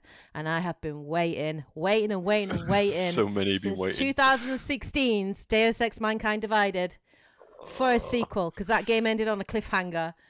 And I've been waiting for more Adam Jensen, and we ain't going to get it because of Embracer Group. I'm heartbroken. About this. So yes, apparently Eidos Montreal are now working on an original franchise, so a completely new IP. They've pushed everybody that was working on that game onto this new original franchise, whatever that is gonna be. Starring Adam Benson. Yes. Oh, don't say Bandai, like a remake of the original Deus Ex. That's what they'll be doing. I mean, Bandai Namco have also let a lot of people off as well. They've had to cancel 5 games that were in development. Jesus. We don't know what they are, but I think everybody. I read somewhere that Embracer Group had cancelled 28 games in 6 months that were in development. So I think read this is that just a sign somewhere of this the week. economy worldwide again, though, because there's a lot of people being laid off, just regardless of industry. Yes, we're paying attention to the gaming industry, but it Yeah. is just happening all over. Yeah. People are just. I think we're heading for a big collapse because people are just desperately looking to save money wherever they can. It's just heartbreaking, isn't it? Like, you worked on that game for like 2 years and there's just no security there. You know what I mean? You don't even know if your job's going to be secure, let alone if the project that you're working on is going to be secure. I think like It's maybe if heartbreaking.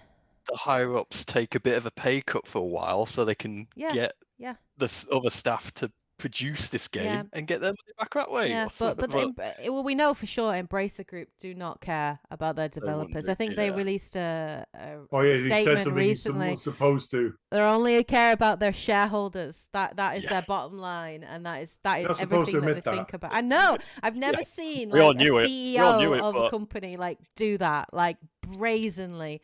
We know it. We know that's all they care about, their shareholders and their stakeholders and their top line. We know that, right? We know that's how the industry is run. But we've never had somebody come out so brazenly and said it. I think it was at DICE Awards as well, where they got called out, didn't they? Embracer Group or something. That was hilarious. It just made me laugh. Like, and one of the guys didn't look very impressed. He might have been with Embracer Group in the crowd. I don't care. I hate Embracer Group, honestly. Like, I'm worried because obviously Square Enix sold Crystal Dynamics and Eidos Montreal for a very cheap price to Embracer Group. 2 studios that I love and have made some excellent games. And obviously Crystal Dynamics is working on a new Tomb Raider. I think they showed a new model of her, and she looks more like Lara, the original Lara. Which is kind of cool. And obviously Eidos Montreal is Deus Ex, and obviously they also have the IP for Legacy of Kain. So everybody was hoping for a Legacy of Kain remake. I'm still hoping they're not going to do it. They're never going to do it. I would love them to, but they're well, not they cancelled a Deus Ex game after it being in development for 2 years. Ain't no way they're going to spend money on a Legacy of Kain game if they won't even back a pretty much sure-in win of Deus Ex. Like, yeah, I'm heartbroken. Are you guys? Did you guys play any of the Deus Ex games? Is that a franchise that you're into? I mean, I played them both. The ones with Ann Jensen.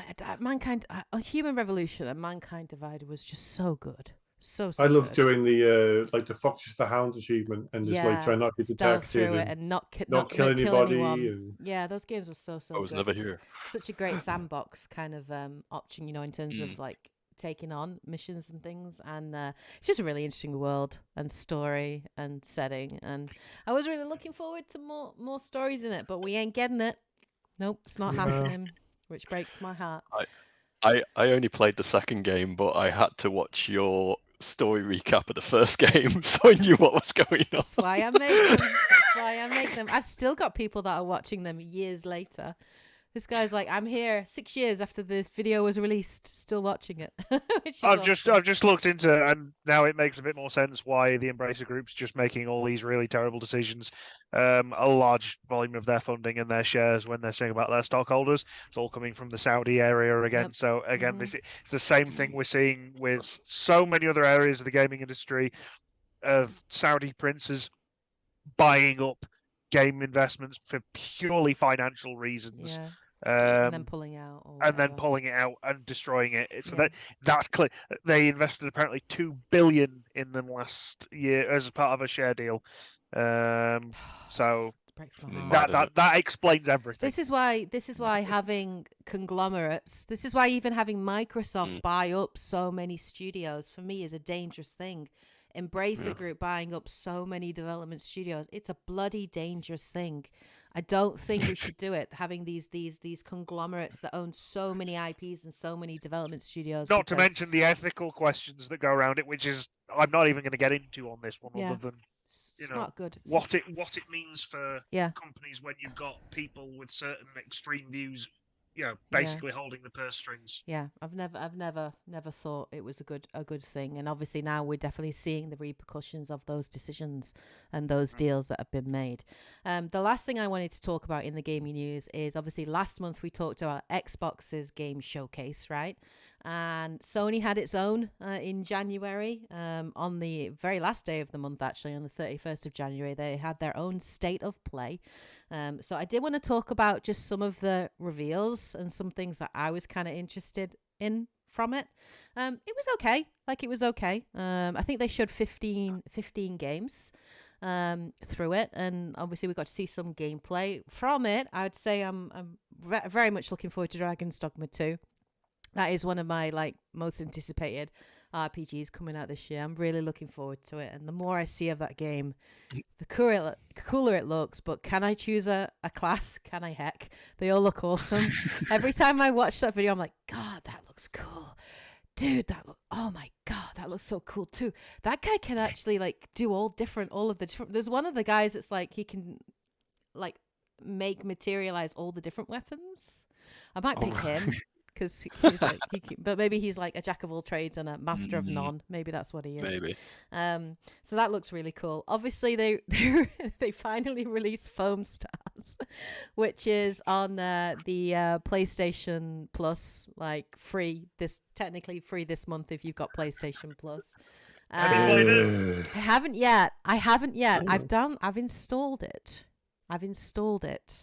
But I haven't had time, and I'm absolutely going to play it. I'm absolutely going to do a first impressions video on it. And you're absolutely not going to compare it to Splatoon. I can't help but compare it to Splatoon. Stop comparing my game to Splatoon. Not compare it to Splatoon. One is paint, the other is bubbles. Yeah, it is absolutely like Splatoon. It's worse. Have you heard the recent law drop on skill up mentioned? Yeah. No. The foam actually is naturally produced from their body, like squid ink almost. Like squid ink, yeah. What a surprise! Yeah. So that sounds quite dirty. You're literally spraying your bodily fluids on each other. That is effectively what you're doing. I mean, we are in Splatoon, but at least it's just squid ink. You're squids. It makes sense. But they're people. They're humans. They could have got away with the tech route, but no. They decided. Is this a post-apocalyptic world where people had to develop the ability to generate foam to survive? Foam for no reason? It has no reason. Why? What is even the point? Or it's you're a foam mutant. Is that what they are? Because one of the girls, one of the characters in it, they show these little animation intros, and she's she was bullied in school or something because she started foaming or whatever. It's weird. It's just weird. It's bubble babies. Square Enix. I mean, there's some shit X-Men powers, but that's taking the cake. Yeah. It's like Jubilee, but with foam. Yeah. Fireworks. Yeah, exactly. So yeah, I am gonna check it out. Especially because it's a game PlayStation. If I had to put money down on it, then hell no. But because I don't really have to, I probably will check it out just for the lols, just to see, and let you guys obviously know. Helldivers 2 is obviously Sony's first live service game that has just launched this month on PC and PlayStation 5. It's also cross-play, which is awesome. I'd never heard of it until literally Monday when my partner was like, "Oh my gosh, everybody's playing it. Really Everybody's good. playing it." And Yeah, I haven't played it, but I've heard really good things about it. And it basically the video looked cool. The trailer looked really good. It's basically that movie, Starship Troopers. It's the same kind of humor. It's 4-player humans fighting bugs. Yeah, it's 4-player PvE co-op. Gunplay apparently is absolutely sweet. And it's an actual evolving world. It is a proper live service done right. So you have objectives to push back the Tyranids or whatever, the bugs, generic bugs, insect life form. And then you've got these Terminator automatons, mechanical kind of race as well, that are pushing on for Earth. And as you play through, as a community, as you push them back on the galactic map, it unlocks other planets and things like that, but you can also lose against them. So like new content, new maps, new missions, new things will evolve and will change. Sounds really, really cool. And then apparently the Intriguing. progression is very good. The gunplay is very good. There's friendly fire, so just letting you know, Edge, it's friendly fire. So don't stand in front of me. In the ass. Don't With a stand in front of shotgun. me like you did in Halo. Like run in front of me. I Not didn't my run in fault. front of It's a you. shotgun. It's got a large range. I'm just gonna say.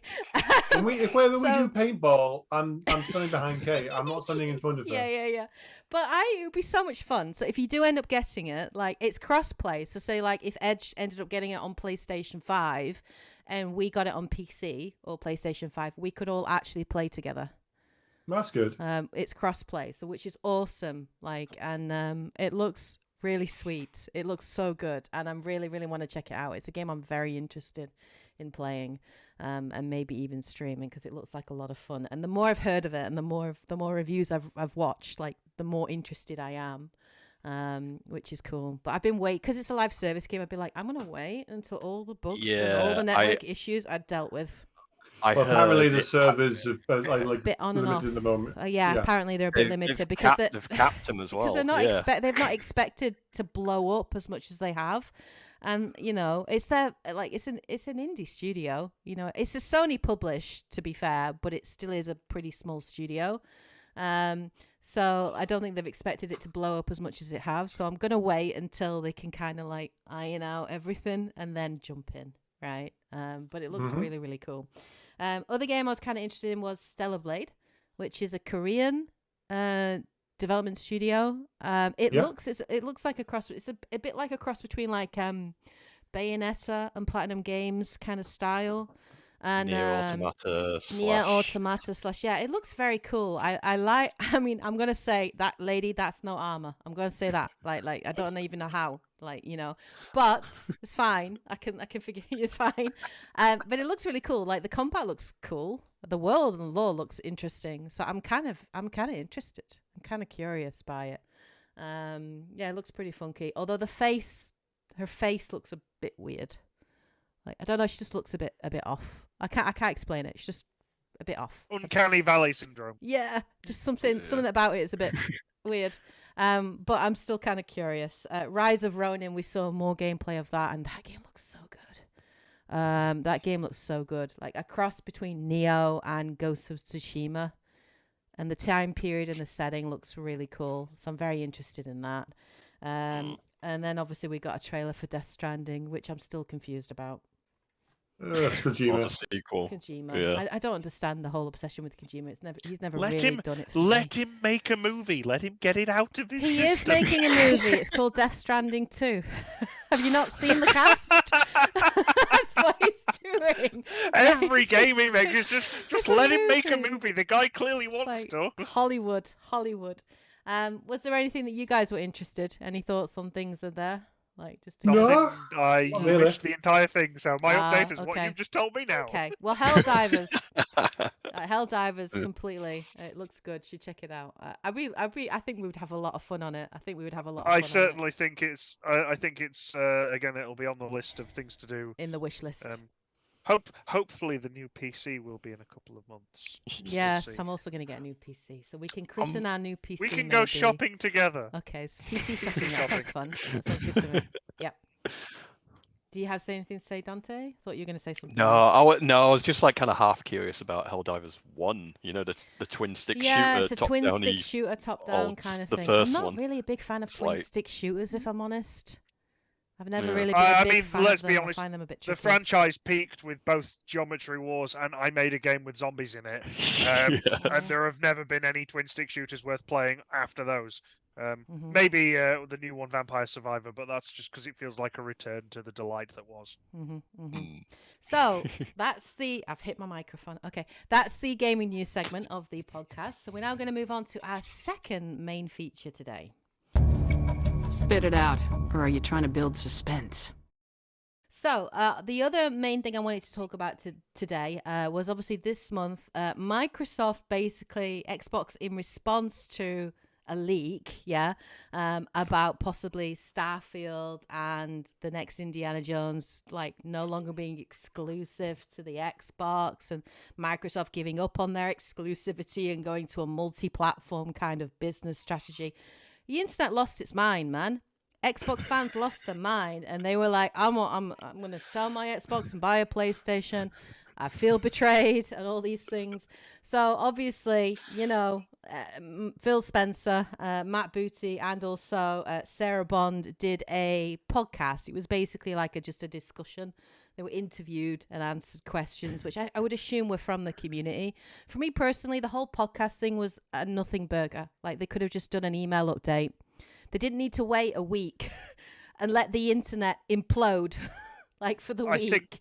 All these rumors were going around. I wonder if they were backtracking on some things. I think maybe. so. I think so. I think that all this is going to be is this is just, again, an addition to the trend of what we're seeing. If Xbox is going to start making some of their things specifically big games. So let me tell you what they've said before we panic. I want to make sure the facts are out there, okay? I don't want no misinformation on my channel. Okay. Go for the facts. Okay, Unless they're lying, of course. Go for the facts. Yeah.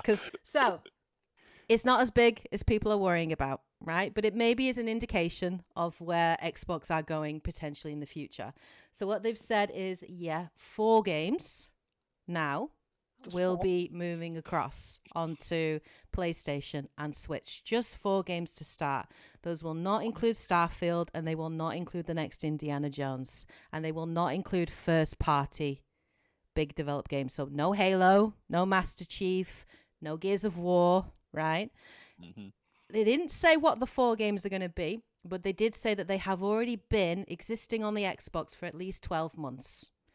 And that they would be either, they called them nuggets, little gems or something, or live service games. So for me, I think it will be Sea of Thieves and Grounded as your 2 live service titles. And also Hi-Fi Rush, which we know has been rumoured quite a lot, and Pentiment. I think those will be the 2 little nuggets, little gems that will move across. Hi-Fi Rush, absolutely, for sure, definite. That's my prediction. That's what I think the 4 will be.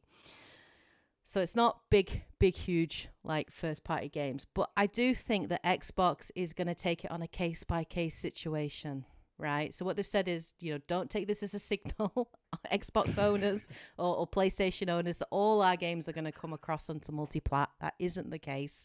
They will still have exclusive games. Things will still come out on Xbox and PC Game Pass day 1 first, and then they'll look at it on a case-by-case situation, and they may then move over. So they might eventually do what Sony's been doing, right? Where like Horizon Zero Dawn come out on PlayStation first, and then it will move over. The Final Fantasy VII Remake is coming out on PlayStation first, and I think the rumor is that like 3 to 4 months later, it's going to be coming out on PC, right? That's the way Sony's been going, and I think that is the way that Xbox will go too. But he basically said that the reason for this is obviously live service games. The bigger the community you have playing your game, the better that is for the survival of that game and the long life of that game, which I actually 100% agree with. I do think live service games benefit, like, when you have a larger community playing it. And he did say that, especially if it's cross-platform. Exactly, and they did say that the one of their infrastructure, they're putting a lot into cross-play, cross-platform, cross-save progression, that they're really pushing on that. So I think that is what will happen eventually with a lot of their live service games. And even we've seen with Sony, like Helldivers 2, it's a Sony published game, but it's come out on PC and PlayStation 5 simultaneously. And it's gone absolutely massive PC community, but it's done a lot better because of that cross-play. So I think Xbox are going to do the same kind of thing. But Phil mentioned an interesting point, because his opinion is that in the next 5 to 10 years, that exclusive games will start to shrink, that we'll find that there will be less exclusive games on like consoles, and that a lot more games will be cross-platform, cross-play on multiple devices, right? And not just your big consoles. You've got your cloud streaming and things like that too, right? And so his view is very much that is where the industry is going, and that this is kind of like that's better for the industry as a whole in terms of like stability, in terms of more income coming in. Like, why would you, if you've got a development studio, like, you wouldn't want to restrict access. You want as many players to play your game as possible to bring in revenue, to make money. I think to a degree, because of how many years and how big the teams are that you're dedicating into games now and supporting these games post-release, I think exclusivity hurts studios. It hurts studios. I don't know if I would agree that it's good for a customer, though. It hurts studios. Exclusivity hurts studios, yes. It also, lack of exclusivity hurts innovation because it removes competition. I don't think it does, though. No, Why do I you need think exclusive games for competition? because it drives that desire to be better, and I Well, think that's the Zelda's not difference is- competing with God of War or any other franchises. it's they're not. they're very different entities. They They're are, very different. but there is something that there's something to be said. You could have a huge different subsections for back in the days if you look at the old Nintendo Sega rivalry, and that is something that the gaming industry has lost. Because it's far more aggressive now. When we talk about exclusives, we talk about, oh well, you don't do this, and ours is better than yours is better. With the Nintendo Sega rivalry, it was much more of a tongue-in-cheek. All right, okay, yeah, you've got a Sega, I've got a Nintendo. Everyone's, you've got Sonic, we've got Mario. They were different games. A Mario game is not comparable to a Sonic game. They're two entirely different games. Yet it did breed the company and the ethos of going, what can we do to really kind of attract some attention? And I don't think those games would have been as unique as they were had it not been for that rivalry. But it was a friendly rivalry. Now I think it's more aggressive. But I said you could go on about that for a lot longer. Okay, that's an interesting point. I think, but I do have a caveat to that. So yeah. Yeah. So yeah, just saying. Yeah, I think exclusives again do have a place in the gaming industry, purely because I think they drive diversity, they drive innovation.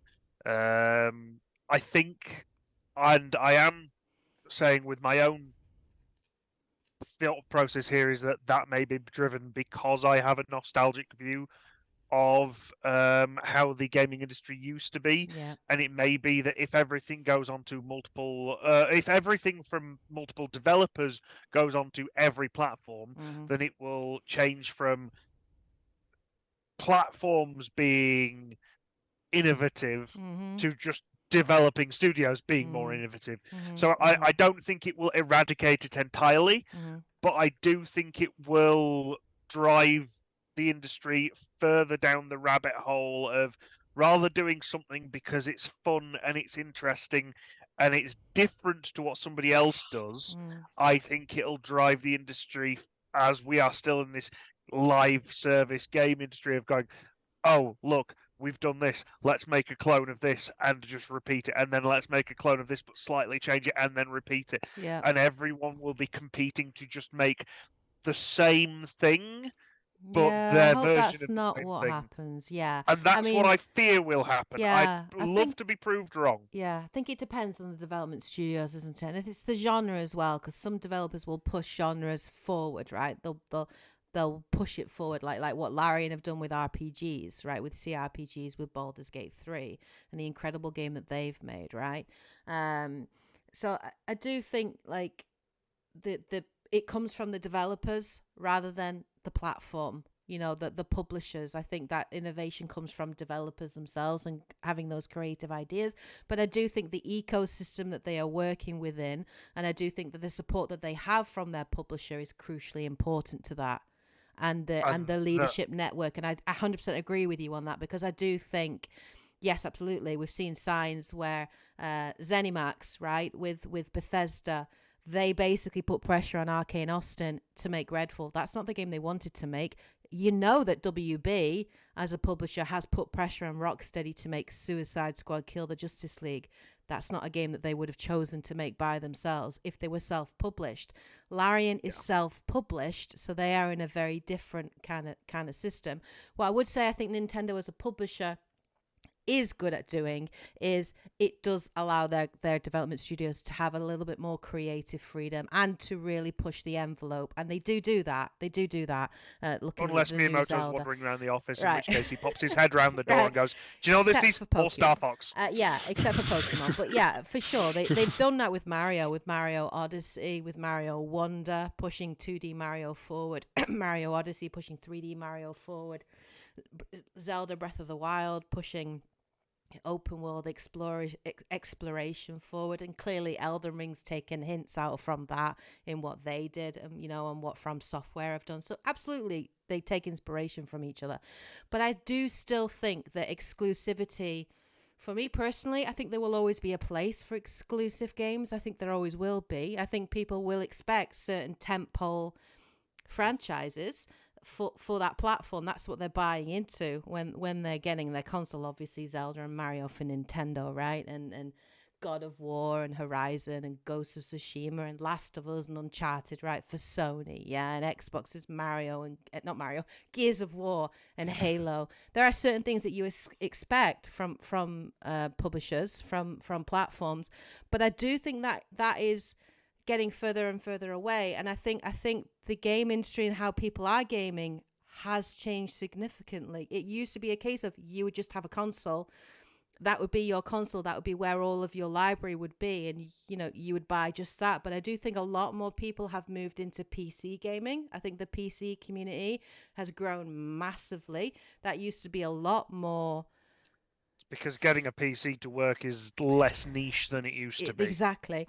So I do think there is a huge growth in the PC community. That's why we're seeing Sony do multiple publishing across, PlayStation 5 and PC. Same with Xbox, right? There, you got Game Pass on console and PC. I really think that's a market that Nintendo's missing out on. 100% think that's a huge market that Nintendo is missing out on, massively so, and obviously cloud gaming and everything else. I do think, and what they were talking about, which was interesting for me, was that it used to be the case of you'd make the game for the platform, but now it's talking about that platform being more of a vehicle for game development and being a tool, right, and making something that you can make something great that could be cross play, cross save progression and all these sorts of things by utilizing that technology, right? I think for me, definitely it seems that Sony and Microsoft are kind of moving more with the times, and I do honestly, hand on heart, and I love Nintendo, don't get me wrong, I do love them, but I do think their business practices are very archaic. And I'd completely agree with you. It's my big criticism is they need to get with the online times. Yeah, they do. And I do think even a lot of the business practices, to a degree, are anti-consumer. Their games are still overpriced. They never discount their first-party titles. They re-relay, and they're all are guilty of doing this, not just Nintendo. Definitely Sony are guilty of doing this with what they've done with The Last of Us Part 1 remake, which wasn't bloody needed, and now The Last of Us 2 remake, which wasn't bloody needed. But Nintendo's done the same with remaking games and re-releasing them on the Switch that came out on the Wii U and stuff like that. I would say that's a weird Nintendo example, though, on the Switch with the Wii U comparison. Not to say they haven't re-released games before on other consoles. I know they did it the Super Mario All-Stars. Well, they did it with PlayStation 4 to PlayStation 5. But the Wii U to the Switch, I think, is a bit of a niche case purely because the Wii U didn't do very well. The Wii U had some amazing games on it, and nobody bought the console. Yeah, it tanked. So you've got a perfectly good game there that never sold. Sense. So just package it up. I do think though it's if you bought that game on the Wii U and then you're having to rebuy it at full price on the Switch, I do think that's really shit. You know what I mean? Wholeheartedly. But I do think 100% that Nintendo. I think Nintendo moved to the beat of their own drum. They're in Japan. They're doing their own thing. And it's what's kept them in business. It works for them. Yeah, and they don't really have... I mean, yeah, okay. Like, Sony with it is trying to move into the handheld market, even though it's not really. I don't think Nintendo have any competition in terms of except maybe the Steam Deck. Maybe the Steam Deck. I would say actually the Steam Deck is a very good Their competitor. OLED one's just gone. So Well, I already have a Steam Deck though, and I can't justify getting an Justify. OLED. I can't justify it. But I do Whereas think the I Steam probably Deck is- can. yeah, I do think. Oh, you're gonna break my heart. I do think the Steam Deck though is a great. It is probably the main competitor, to the Switch in that way. But yeah, they don't. I mean, it's sold. I think I did like a Google on it, and they've sold like 328 million Switches in its life cycle. That's insane numbers. So obviously they're doing well, but I do think that the times are a changing, and I do think we're going to go less with exclusivity, and I don't have a problem with that. I hate this whole console war exclusivity. I just think it's toxic. I think it's toxic. I think playing with different communities, PlayStation communities playing with Xbox communities, playing with PC communities is a good thing. Like, especially if you've got friends, like I have friends that don't have a PC, but they have a PlayStation 5, and now I can play Helldivers 2 on PC, and they're playing on PlayStation 5, and we can now play together. And you might have friends that only invested in Xboxes. So I think that's a good thing, like for bringing communities together and getting rid of this tribalism that we've always had. I hate it. I absolutely hate it. I hate this tribalism and console war malarkey, and I just want it to die a death, honestly, because we're all gamers. Doesn't matter what platform we play on, we all love games, and I just think that's where it's. I just think that's where it's going, and I just think I think that Xbox is are just a little ahead of their times. People are not quite ready for it. And that's definitely clear with the way that the internet freaked out about it. Yeah, and I think that's I mean, it was years ago, and I forget who in Xbox said it, but they had that one E3 where they were talking about, are you worried about the Switch? Are you worried about the Switch when it was first announced? And they just kind of went, no, because people are going to have an Xbox and a Switch, and PlayStation, their people hosting it went, yeah, people are going to have a PlayStation and a Switch. Yeah. There's like, you're not comparing the two. It's and I think that's what you said. Nintendo, as you said, run to the beat of their own drum. Yeah. If Microsoft and PlayStation eventually all come together in one happy world, Nintendo will still be off doing its own wacky shit. Because Nintendo's like the weird, strange uncle that you love him. Just does He's always there. They're just going to always push innovation because they're always going to be doing their own thing, which is wonderful. Yeah. They're still going to do their own thing. I think this is more... Sometimes it'll work, sometimes it won't. Yeah, I think this is more Xbox, PC, and PlayStation. Yeah. Definitely, that's what I think this is. And it seems like even PlayStation are going that way. You know what I mean? But they did confirm, because people are like, oh, what is Game Pass going to come to PC, come to PlayStation, and come to Nintendo Switch? No. It is not. It is staying only Xbox and PC. But we did get figures, 34 million subscribers, which is crazy. It's gone up by 10 million in 1 year. Majority of that boost is PC, which is interesting, which is very interesting. So let's move on then to the last part, if you don't mind, if that's okay, to the last part of the podcast, which is community questions. Message coming in. Patching it through. So we have 2 questions from the community today. First one is actually from Harry Adams, and he asks, what is your best place for vacation for winter and summer? So Fish and I did a lot of talking in the last section, so let's push this on to Edge and Dante. So Edge, what's your favorite place to vacation in summer and winter? We're saying both locations in one location. Yeah, both. Yeah, you can do. Yeah. So at this point in time, I'm planning to go back to Japan.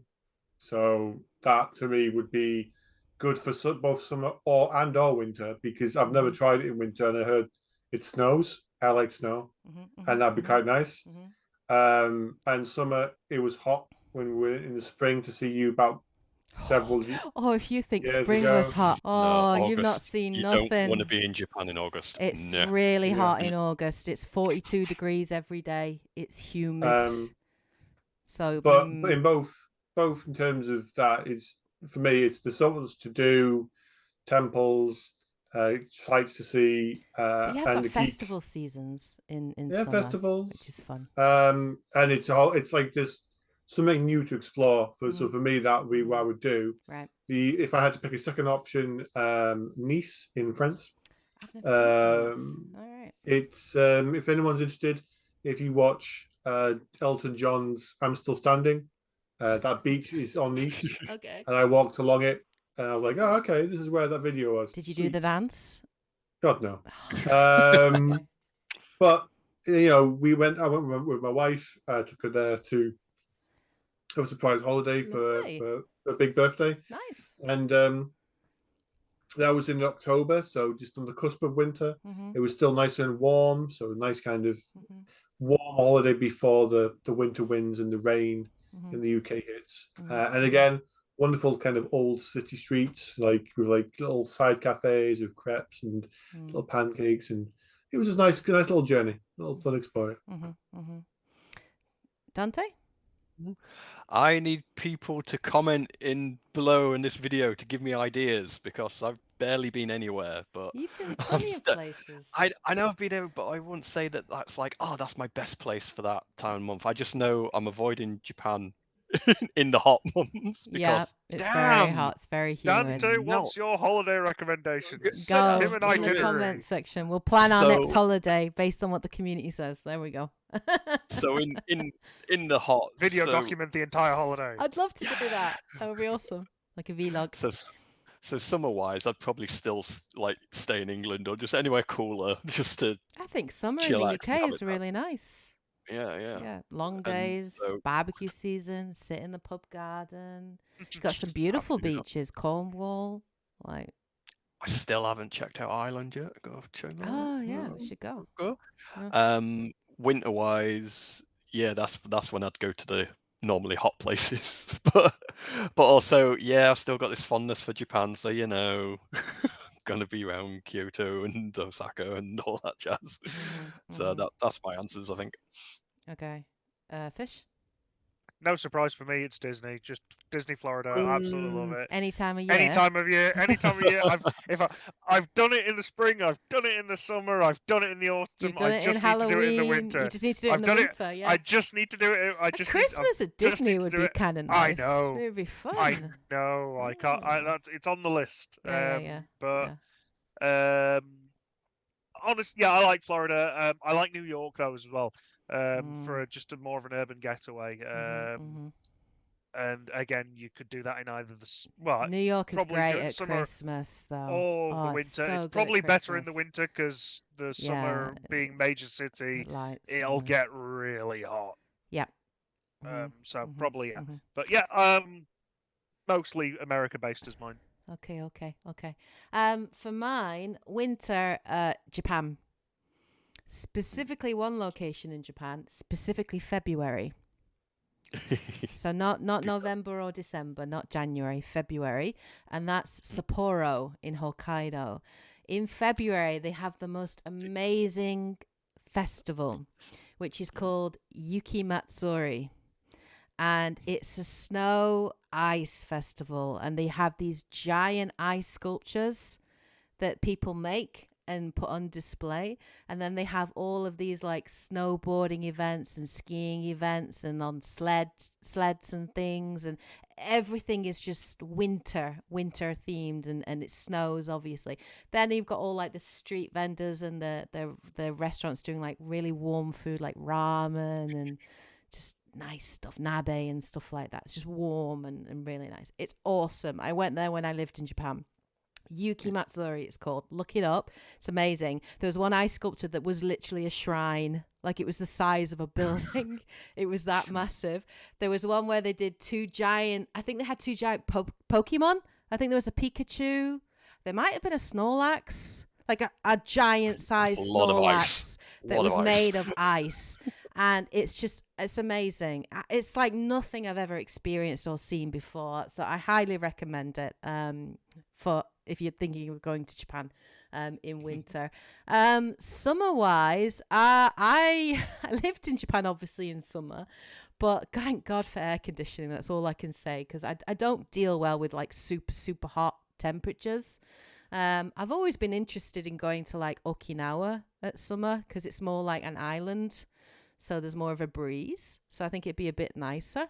But I never got to go when I was there. But I actually think but so many people go abroad in summer. They go abroad, and I actually think that the UK is heavily underestimated. There are so many beautiful places to go in the UK. And the weather's nice. It's like 27, 28 degrees. Edinburgh's yeah, a great city to and go visit. you have long days, so it stays. It's light early. It stays light until like 10 p.m., 10:30. It's just nice. So like summer wise, like summer months, I really like it in England, and I kind of missed it when I was in Japan. So I do think we underestimate our own country in the summer. I think sometimes, but I've always also wanted to go to Greece. It's on my list of places I really want to go. I've never Nice been. islands in Greece. Yeah, I've never been. And I would really love to go to Greece on holiday in summer. Like, I'd be on a boat on the coast or something, just enjoying it. Scuba diving, or I've done that before. I did scuba diving in Turkey when I went there many, many years ago. So maybe Greece as an option, but I've never actually been there. So I don't know what it's like. But I love Greek history and mythology, so I'd be up for that, I think.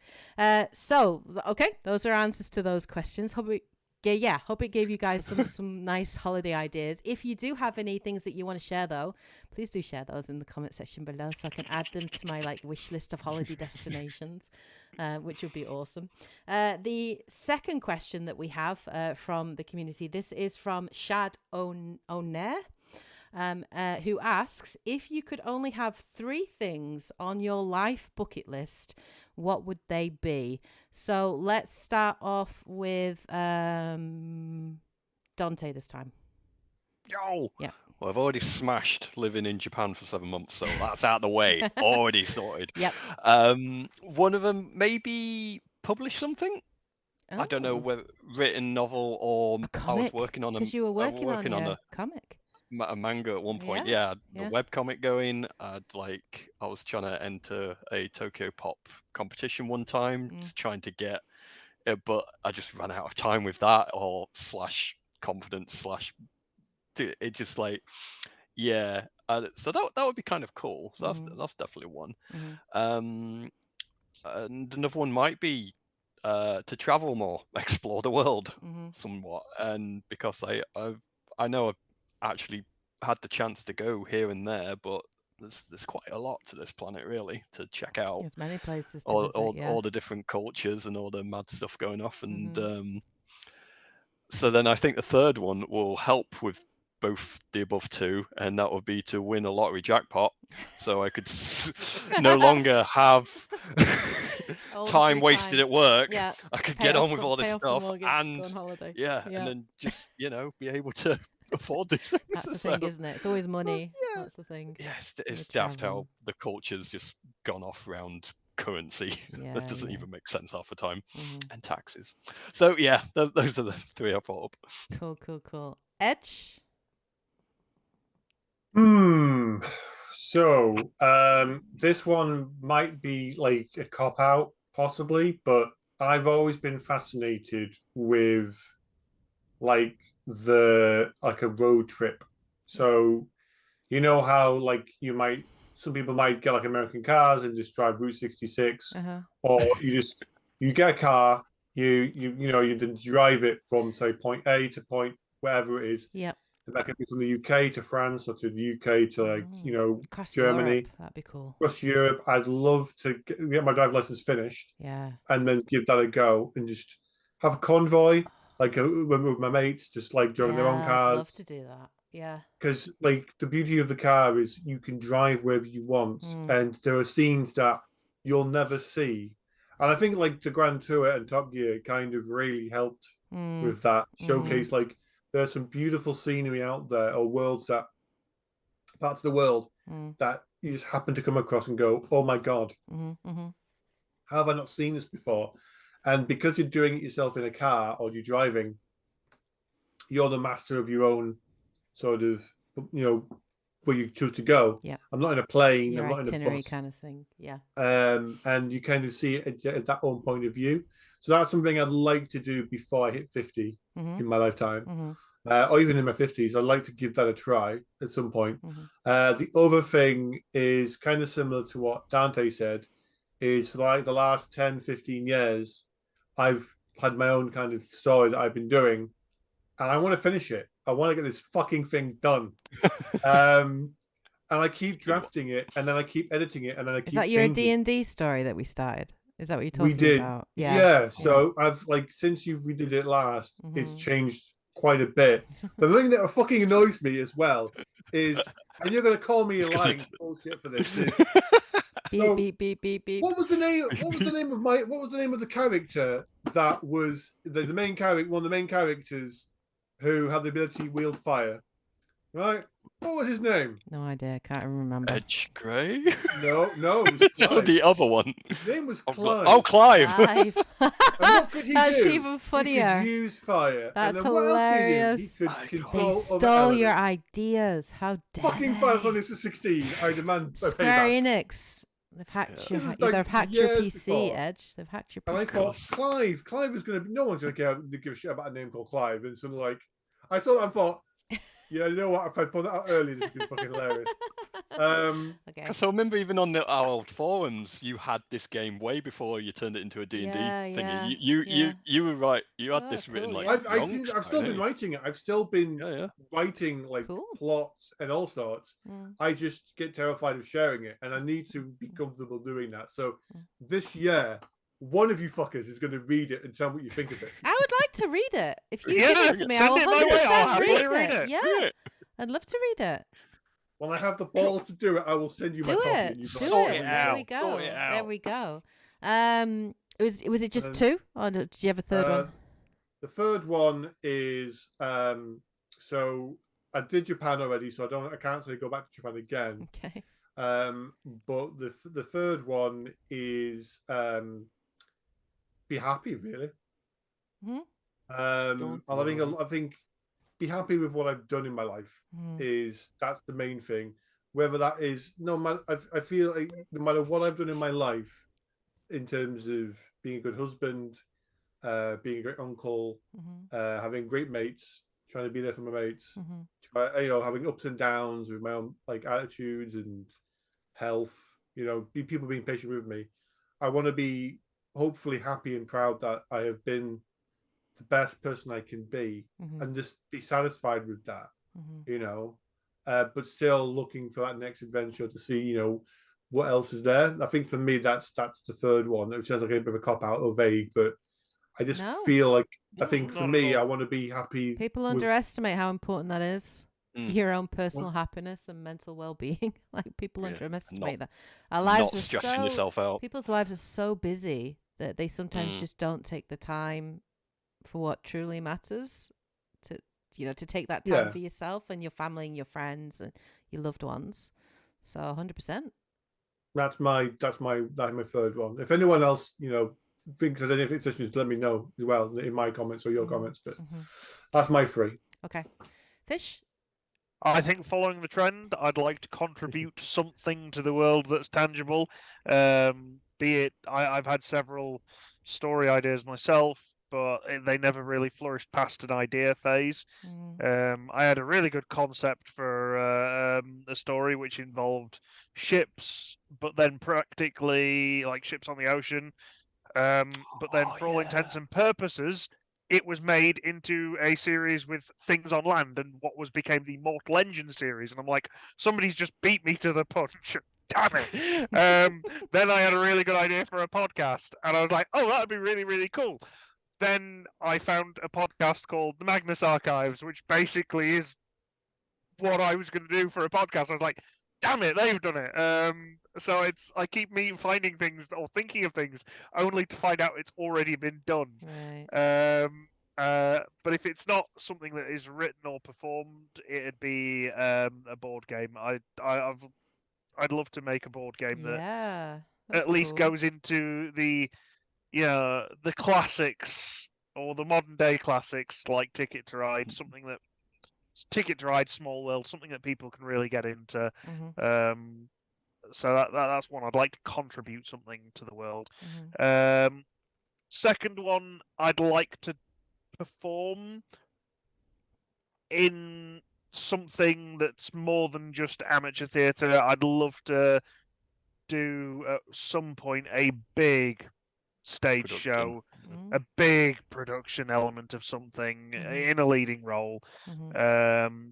And again, I think that's the part of me that is a singer and an actor. And I will absolutely say things like Hazbin Hotel absolutely fueling that desire again at the moment.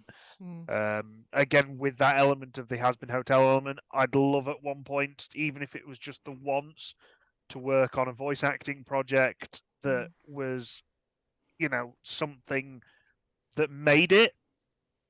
Ideally, it'd be working alongside voice acting talents, people like Richard Horowitz or Rob Paulson, who effectively the two of them are my voice acting idols. That would be a goal. And again, I think with a lot of things, it just comes down to the confidence to chase that dream. The third thing, again, very similar to Edge's previous comment. I'd like to get to that element where I feel I'm satisfied, like I'm doing a good job in my life to my friends, my family, that I'm living up to their expectations. I think it's all too obvious that for a lot of people now we're overly critical in what we think, how we judge ourselves. And there's always a lot of keeping up with the Joneses. And everyone who ever tells me that, I can immediately turn around to them and say, you're being silly. Of course you're doing your best. And we all can do that to everyone. And we genuinely believe it when I hear Edge saying, oh, I want to, be the best version of myself. Dude, you already are.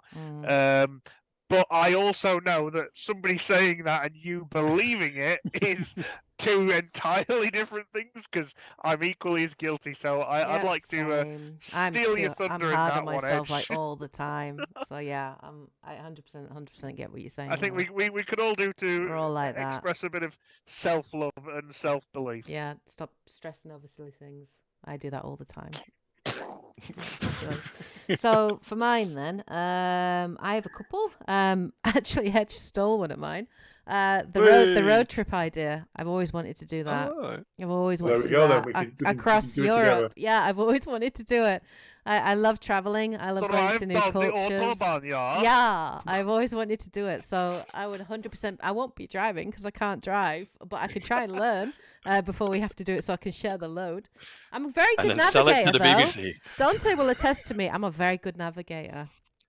Well, you're definitely better than me. I'm good at reading maps and navigating. You get lost going past the end of your street. Yeah, he does. So yeah, that is one. So yeah, that's something I've always wanted to do. I've actually always wanted to skydive. That was one of mine. That's been on my list since I was in my 20s. I want to do it myself. But I can't do it right now because of my condition. Like, there's no way that my neck and shoulder would survive that. But that's my goal, like to be pain-free. And I'd love to skydive. I've always wanted to do it. I don't think I've got the survival. I think my survival instinct is too strong. I don't think I could jump out of a plane unless I knew it was safer statistically outside of the plane than in. Well, maybe we could do that. Maybe we could do that thing where you where you go into those tandem. Yeah. Oh yeah, tandem. I would take you all out before getting in on that. Yeah, I'm not getting on a plane with Edge. No way. Oh, yeah. You know, he'll be like, yeah, like pull me out. You wouldn't touch me, even touch me. So I have always kind of wanted to do it. Really, since I was in my 20s, it's always been on my bucket list. But I've never had the guts to do it. So yes, maybe that could be something. The other thing is video game related. I've never been. I want to go. I had always wanted to go to E3 actually. My dream was always to go to, like, as a content creator, to go to a big gaming convention and get to go behind closed doors and interview developers and see. Tokyo Game Show could still be one there. I've done Tokyo Game Show. I have done Tokyo Game Show, but that was before I had a channel. And I guess Gamescom would be the closest that I'd really like to go to Gamescom. Yeah, like I don't know, just being surrounded by like developers and people that are super excited about things in the industry and maybe other content. I just think it'd be really cool. You know, so I've always kind of wanted to do that, but we've never been able to organize it. I'd have to get like a press pass and everything. Oh my God, it'd be so cool. I've always wanted to do it. If I was more skilled, like I wish I could write like you guys do. I mean, I can paint. I like painting and stuff like that. But I just, you're just so imaginative. Like both Dante, Edge, like you really are. My hat off to you. Like honestly, I wish I could do that. Some of the ideas you come up with, I'm good. I like reading, so I'll happily read them. But yeah, I suppose I'd always like my dream, because I obviously love games, working at like having some involvement in the making of a game, whether it's like doing all the research, like a historical game or something, where might be like a lore master, like write the codex. I can use my lore master, like write the codex or something like that. Because I've always loved that as part of doing stuff on the channel. I love lore and research and stuff like that, so it would be really cool to be able to like collate all of that and stuff like that.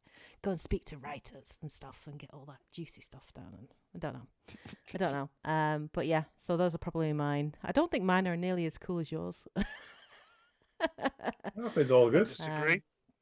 Yes. So, but road trip, hell yeah, I'm up for that. That sounds fun.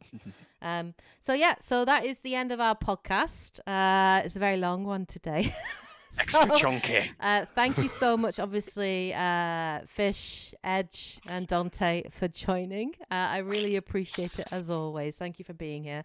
I hope you guys enjoyed the podcast. Do feedback in the comments section. Make sure you like the video as well, guys, and share it so that the algorithm picks it up and does its thing. And please answer these questions in the comments section below. And obviously anything that we've discussed today that you have an opinion on, please do share that in the comment section below as well. And of course, if you do have a question, please ask that as well in the comments for future podcasts. So that's our podcast for February 2024. We'll be back again next month in March. No idea what we're going to talk about. Absolutely no idea. We'll plan that in March, and we'll see what that's going to be about. But yeah, please do look forward to that. Take care, everybody. And as always, happy gaming. Bye, guys. Bye. Bye. We should go.